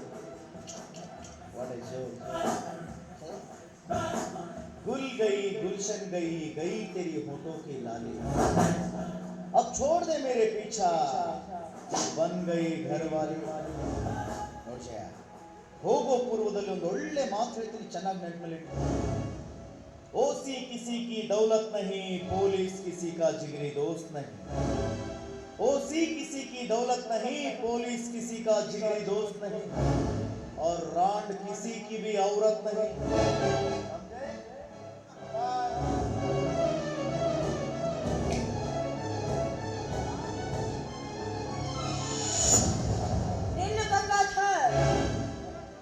ಗಂಡನನ್ನ ಕೊಟ್ಟಿಲ್ವೋ? ನಿನ್ನಂತ ಗಂಡಸರನ್ನ ಸಂಹಾರ ಮಾಡೋದಕ್ಕಾಗಿ ಚಂಡಿ ಚಾಮುಂಡಿಯಾಗಿ ಬಂದು ನಿಂತಿದ್ದೇನೆ. ಏನಂದ್ರೆ ನೀನು ದುಡ್ಡು ಬಿಸಾಕಿದ್ರೆ ಸಾಕು, ನನ್ನಂತ ಸೆಕೆಂಡ್ ಕ್ವಾಲಿಟಿ ಹೆಣ್ಮಕ್ಳು ನಿನ್ನ ಮನೆ ಮುಂದೆ ಕ್ಯೂ ನಿಲ್ತಾರೆ. ಗಂಗಾಧರ್ ಬಾ ನನ್ನ ಅಪ್ಪಿ ಮುದ್ದಿರು ನೀನೇ ಅಂದ್ಯಲ್ಲೋ. ನಿಜ, ಒಂದು ಹೆಣ್ಣು ದಾರಿ ತಪ್ಪಿದಾಗ ಅವಳಿಗೆ ತಿದ್ದಿ ಬುದ್ಧಿ ಹೇಳಬೇಕು. ಅದನ್ನ ಬಿಟ್ಟು ಅವಳ ದಾರಿ ತಪ್ಪಿಸಿ ನಿನ್ನ ಸ್ವಂತ ಉಪಯೋಗಕ್ಕಾಗಿ ಅವಳನ್ನ ಉಪಯೋಗಿಸ್ಕೊಂಡು ಈಗ ಬೀದಿಯಲ್ಲಿ ಅವಳು ಕೈ ಬಿಡ್ಬೇಕು ಅಂತಿದ್ಯಾ? ನಿನ್ನಂತ ಖಂಡ ಗಂಡಸು ಇರೋದ್ರಿಲ್ಲೇ ಹಿಂದಿಗೂ ವೇಶ್ಯಾವಾಟಿಗೆ ನಿಂತಿಲ್ಲ. ನಿನ್ನಂತ ಗಂಡಸು ಬದುಕಿರಬಾರ್ದು. अबे ओए जालिम, अगर शीशे का घर हमारा है तो पत्थर का दिल है मेरा.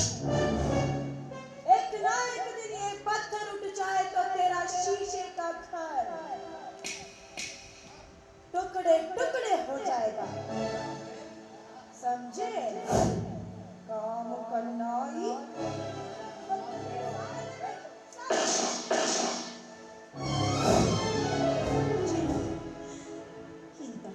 ನಾಯಿಗೋಸ್ಕರ ನನ್ನ ಗಂಡನಿಗೆ ಮೋಸ ಮಾಡಿಬಿಟ್ಟೆ. ಇಲ್ಲ, ನನ್ನಂತ ಪಾಪಿಯಿಂದ ಬದುಕಿರಬಾರ್ದು.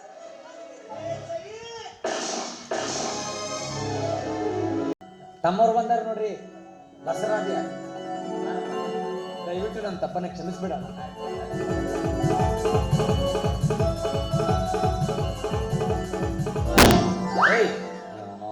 ಹೆಂಡತಿ ಕಾಲಿಗೆ ಬೀಳ್ತಾರೆ ಯಾರಾದ್ರೂ? ಏನಾಯ್ತು? ಕಾಲಿಗೆ ಬೀಳಲಿಲ್ಲ. ಮತ್ತೆ ಬಂಗಾರದ ಕಾಲುಂಗ್ರ ಕೊಡ್ತಿದ್ನೆ, ಹಾಕೊಂಡಾಳ ಕಳ್ಕೊಂಡಾಳ. ಬಂಗಾರದ ಕಾಲುಂಗ್ರ ಕೊಡ್ಸೋ ಮೂತಿ. ಇಷ್ಟ ದಿನ ಮಂದಿಗೆಲ್ಲ ಏನ್ ಹೇಳ್ತಿದ್ರು, ಕೈಲಾಗದ ಗಂಡನ್ ಕಟ್ಕೊಂಡಾಳ ಹೆಂಗ್ ಬಾಳೆ ಮಾಡ್ತಾಳ ಅಂತಿದ್ರು. ಈಗ ಕೈಲಾಗದ ಗಂಡ ಕೈಲಾಸ ಕಂಡ ಅನ್ನತಾರ. ನನ್ನ ಮಗಳನ್ನು ಮದುವೆಯಾಗಿ ಭೂಲೋಕದಲ್ಲಿ ನೀನೇನು ಕಂಡೆ? ಮೊಸರು ಮಾರೋ ಹುಡುಗಿ ಗಡಿಗೆ ಕಂಡೆ. ನಮ್ಮೆಲ್ಲರೂ ಒಂದುಗೂಡಿಸಿರುವಂತಹ ಶ್ರೀ ಗುರು ಹೊಳೆ ಹುಚ್ಚೇಶ್ವರನನ್ನ ನೆನೆಯುವ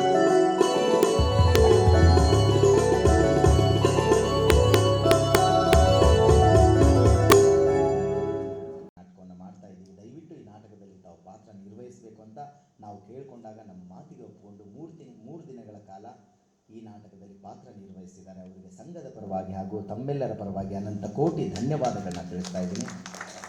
ಅವರು ಈ ನಾಟಕವನ್ನು ಸರಿಸುಮಾರು ಒಂದು 100-110 ಪ್ರಯೋಗಗಳನ್ನು ಪ್ರಯೋಗಿಸಿರಬೇಕು.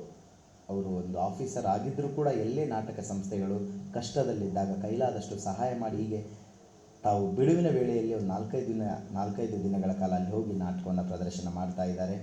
ತಮ್ಮ ಪಾತ್ರವನ್ನು ನಿರ್ವಹಿಸ್ತಾ ಇದ್ದಾರೆ. ಇವತ್ತು ಕೂಡ ತಾವೆಲ್ಲರೂ ಸತತ 3 ದಿನಗಳಿಂದ ನೋಡ್ತಾ ಇದ್ದಾರೆ. ತುಂಬ ಅಚ್ಚುಕಟ್ಟಾಗಿ ನಮ್ಮೆಲ್ಲರಿಗಿಂತ ಹಿರಿಯರಾದರೂ ಕೂಡ ಅಚ್ಚುಕಟ್ಟಾಗಿ ಈ ನಾಟಕವನ್ನು ನಿರ್ವಹಿಸಿಕೊಟ್ಟಿದ್ದಾರೆ. ಅದಕ್ಕೋಸ್ಕರ ಸಂಘದಲ್ಲಿರುವಂಥ ಎಲ್ಲ ಕಲಾವಿದರು ಹಾಗೂ ನಮ್ಮ ಸಂಸ್ಥೆಯ ಕಲಾ ಪ್ರೋತ್ಸಾಹಕರಾದಂಥ ಶ್ರೀ ಸಿದ್ದಣ್ಣ ಹೂಗಾರ್, ಸಾಕಿನ ಹುಬ್ಬಳ್ಳಿ ಸಿದ್ದಾರೂಢ ಮಠದ ಅಜ್ಜರು, ಇವರು ಕೂಡ ವೇದಿಕೆಗೆ ಆಗಮಿಸಬೇಕು. ಅವ್ರಿಗೊಂದು ಸತ್ಕಾರ ಮಾಡಬೇಕು. ಶ್ರೀ ರಾಜಣ್ಣ ಹೂಗಾರ್ ಅವರು ಕೂಡ ನಮ್ಮ ಸಂಘದ ಕಲಾ ಪ್ರೋತ್ಸಾಹಕರು, ಅವರು ದಯವಿಟ್ಟು ವೇದಿಕೆಗೆ ಬರಬೇಕು. ಅದರಂತೆ ಸಂಘದಲ್ಲಿರುವಂಥ ಎಲ್ಲ ಕಲಾವಿದರು, ಮಹಿಳಾ ಕಲಾವಿದರು ವೇದಿಕೆಗೆ ಆಗಮಿಸಿ ಶ್ರೀ ಶಾಮರಾಜ್ ಸಜ್ಜನ್ ಸರ್ ಅವರಿಗೆ ಒಂದು ಚಿಕ್ಕ ನೆನಪಿನ ಕಾಣಿಕೆ ಕೊಡುವುದರೊತ್ತಿಗೆ ಒಂದು ಸನ್ಮಾನ ಕಾರ್ಯಕ್ರಮ ಮಾಡಬೇಕಂತ ಮಾಡಿದ್ದೀವಿ. ದಯವಿಟ್ಟು ಜೋರಾದ ಚಪ್ಪಾಳೆ ಮುಖಾಂತರ ಅವರೆಲ್ಲ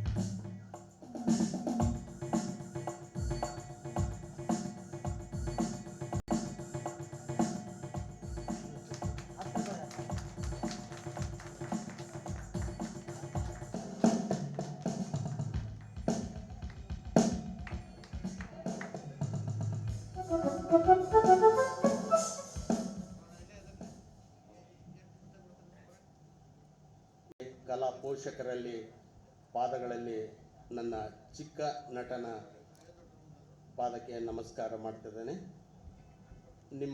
ನನ್ನ ಪಾತ್ರವನ್ನು ನಿಮ್ಮ ಮನ ಮುಟ್ಟುವಲ್ಲಿ ನಾನು ಅಷ್ಟು 100% ಆಗಲಿಲ್ಲ ಅಂತ ಅಂದ್ಕೊತಿದ್ದೀನಿ. ಹಾಗಿದ್ರೆ ದಯವಿಟ್ಟು ಕ್ಷಮಿಸಿ, ನನ್ನನ್ನು ಬೆನ್ನು ತಟ್ಟಿ. ನಾನೇನೋ ಕಲಾವಿದರ ಕುಟುಂಬದಿಂದ ಬಂದಂಥವನು ನಾನಲ್ಲ. ಏನೋ ಎಲ್ಲೋ ಹೇಗೋ ಅಂಟ್ಕೊಂಡ್ಬಿಡ್ತು.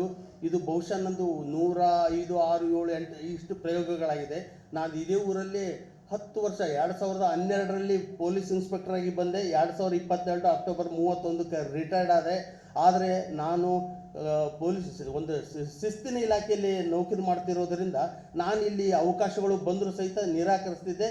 ಆದರೂ ಹವ್ಯಾಸ ಅದು ಹೆಂಗಂದರೆ, ಕೌದಿ ಒಳಗಡೆ ಬೆಂಕಿ ಸುತ್ತಿಟ್ರು ಪದರು ಸುಟ್ಟು ಅಂತ ಹೆಂಗೆ ಬರ್ತಾಯಿದ್ದಲ್ಲ, ಹಂಗೆ ನನ್ನ ಭಾವನೆಗಳು ಹೊರಗೆ ಬರ್ತಿತ್ತು. ಹೊರಗೆ ಎಲ್ಲಿ ಚೆಲ್ತಿದ್ನಿ ಅಂದರೆ ಕೊಪ್ಪಳದಲ್ಲಿ, ಬೆಳ್ಳಟ್ಟಿ, ಹೆಚ್ಚಾಗಿ ಅಜ್ಜರ್ ಕಂಪ್ನಿಯಲ್ಲಿನೇ ಪಾತ್ರ ನಿರ್ವಹಿಸ್ತಿದ್ದೆ. ಈ ಕಂಪ್ನಿಗಳಲ್ಲಿ ಮಾಡ್ತೀನಿ, ನನಗೆ ಮನಸ್ಸು ಬರಬೇಕು, ಆ ರೀತಿ ಮಾಡಿದೆ. ನನಗೇನು ಈಗ ನಿಮ್ಮ ಪ್ರೇಕ್ಷಕರು ನೋಡಿದರೆ ನನಗೇನು ಅನಿಸುತ್ತೆ ಅಂದರೆ, ನಾನು ಬಹುಶಃ 8ನೇ ಕ್ಲಾಸು 6, 7, 8ನೇ ಕ್ಲಾಸ್ನಲ್ಲಿ ನಮ್ಮ ಮನೆ ಇರೋದು ಕಂಬಾಳಿ ಮಠ. ನಂದು ಸ್ವಂತ ಊರು ಗಂಗಾವತಿ.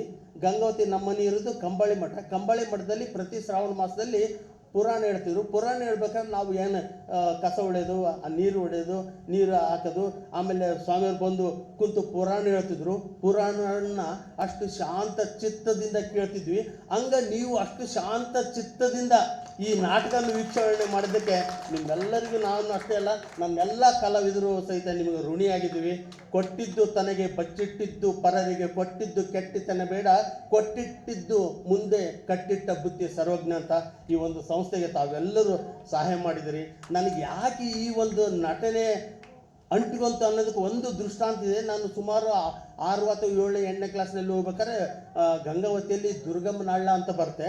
ಆ ದುರ್ಗಮ್ಮನ ಹಳ್ಳದಲ್ಲಿ KN ಸಾಳುಂಕೆ, ಬಹುಶಃ ಇಲ್ಲಿ ಭಾಳಷ್ಟು ಜನ ಕಲಾ ಪ್ರೇಕ್ಷಕರಿರೋದರಿಂದ KN ಸಾಳುಂಕೆ ಅನ್ನೋರು ಯಾರು ಅನ್ನೋದನ್ನು ಒಂದೇ ಮಾತಿನಲ್ಲಿ ಹೇಳ್ಬೇಕಂದ್ರೆ, ಕಿವುಡ ಮಾಡಿದ ಕಿತಾಪತಿ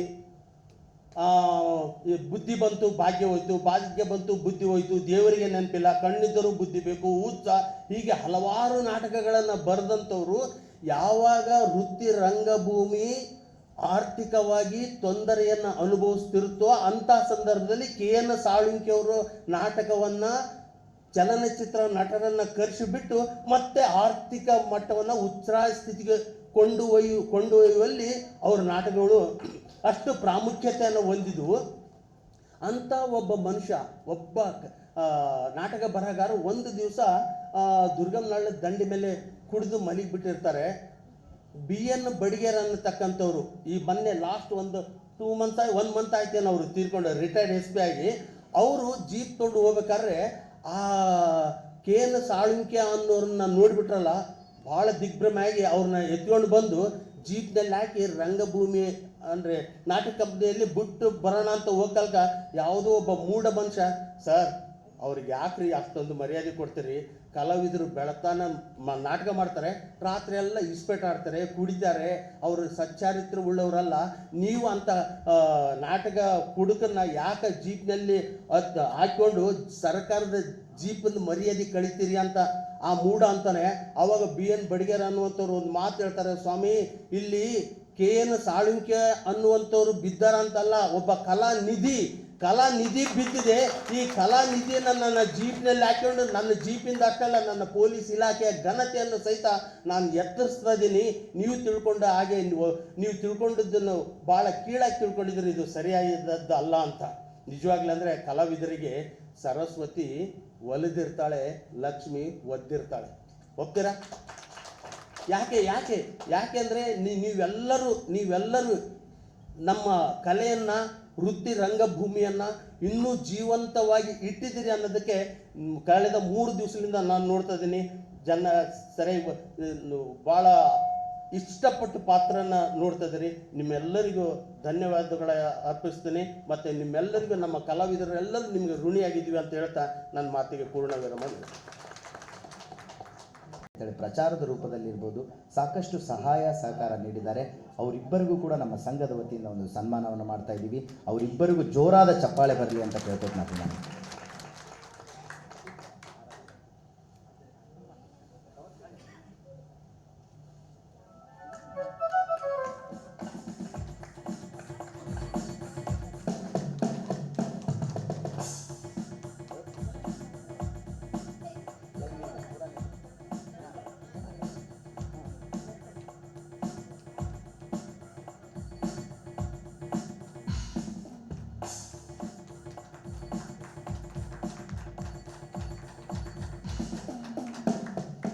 ತುಂಬ ಧನ್ಯವಾದಗಳು ಗುರುಗಳು. ದಯವಿಟ್ಟು ಒಂದೆರಡು ಮಾತುಗಳನ್ನ ಆಡ್ಬೇಕಂತ ಕೇಳ್ಕೊತೀನಿ. ಯಾಕಂದರೆ ಅವ್ರ ಮಾತು ಕೇಳೋದು ನಮ್ಗೆ ತುಂಬ ಇಷ್ಟ. ದಯವಿಟ್ಟು ಅವ್ರು ಒಂದೆರಡು ಮಾತುಗಳನ್ನ ಆಡ್ಬೇಕಂತ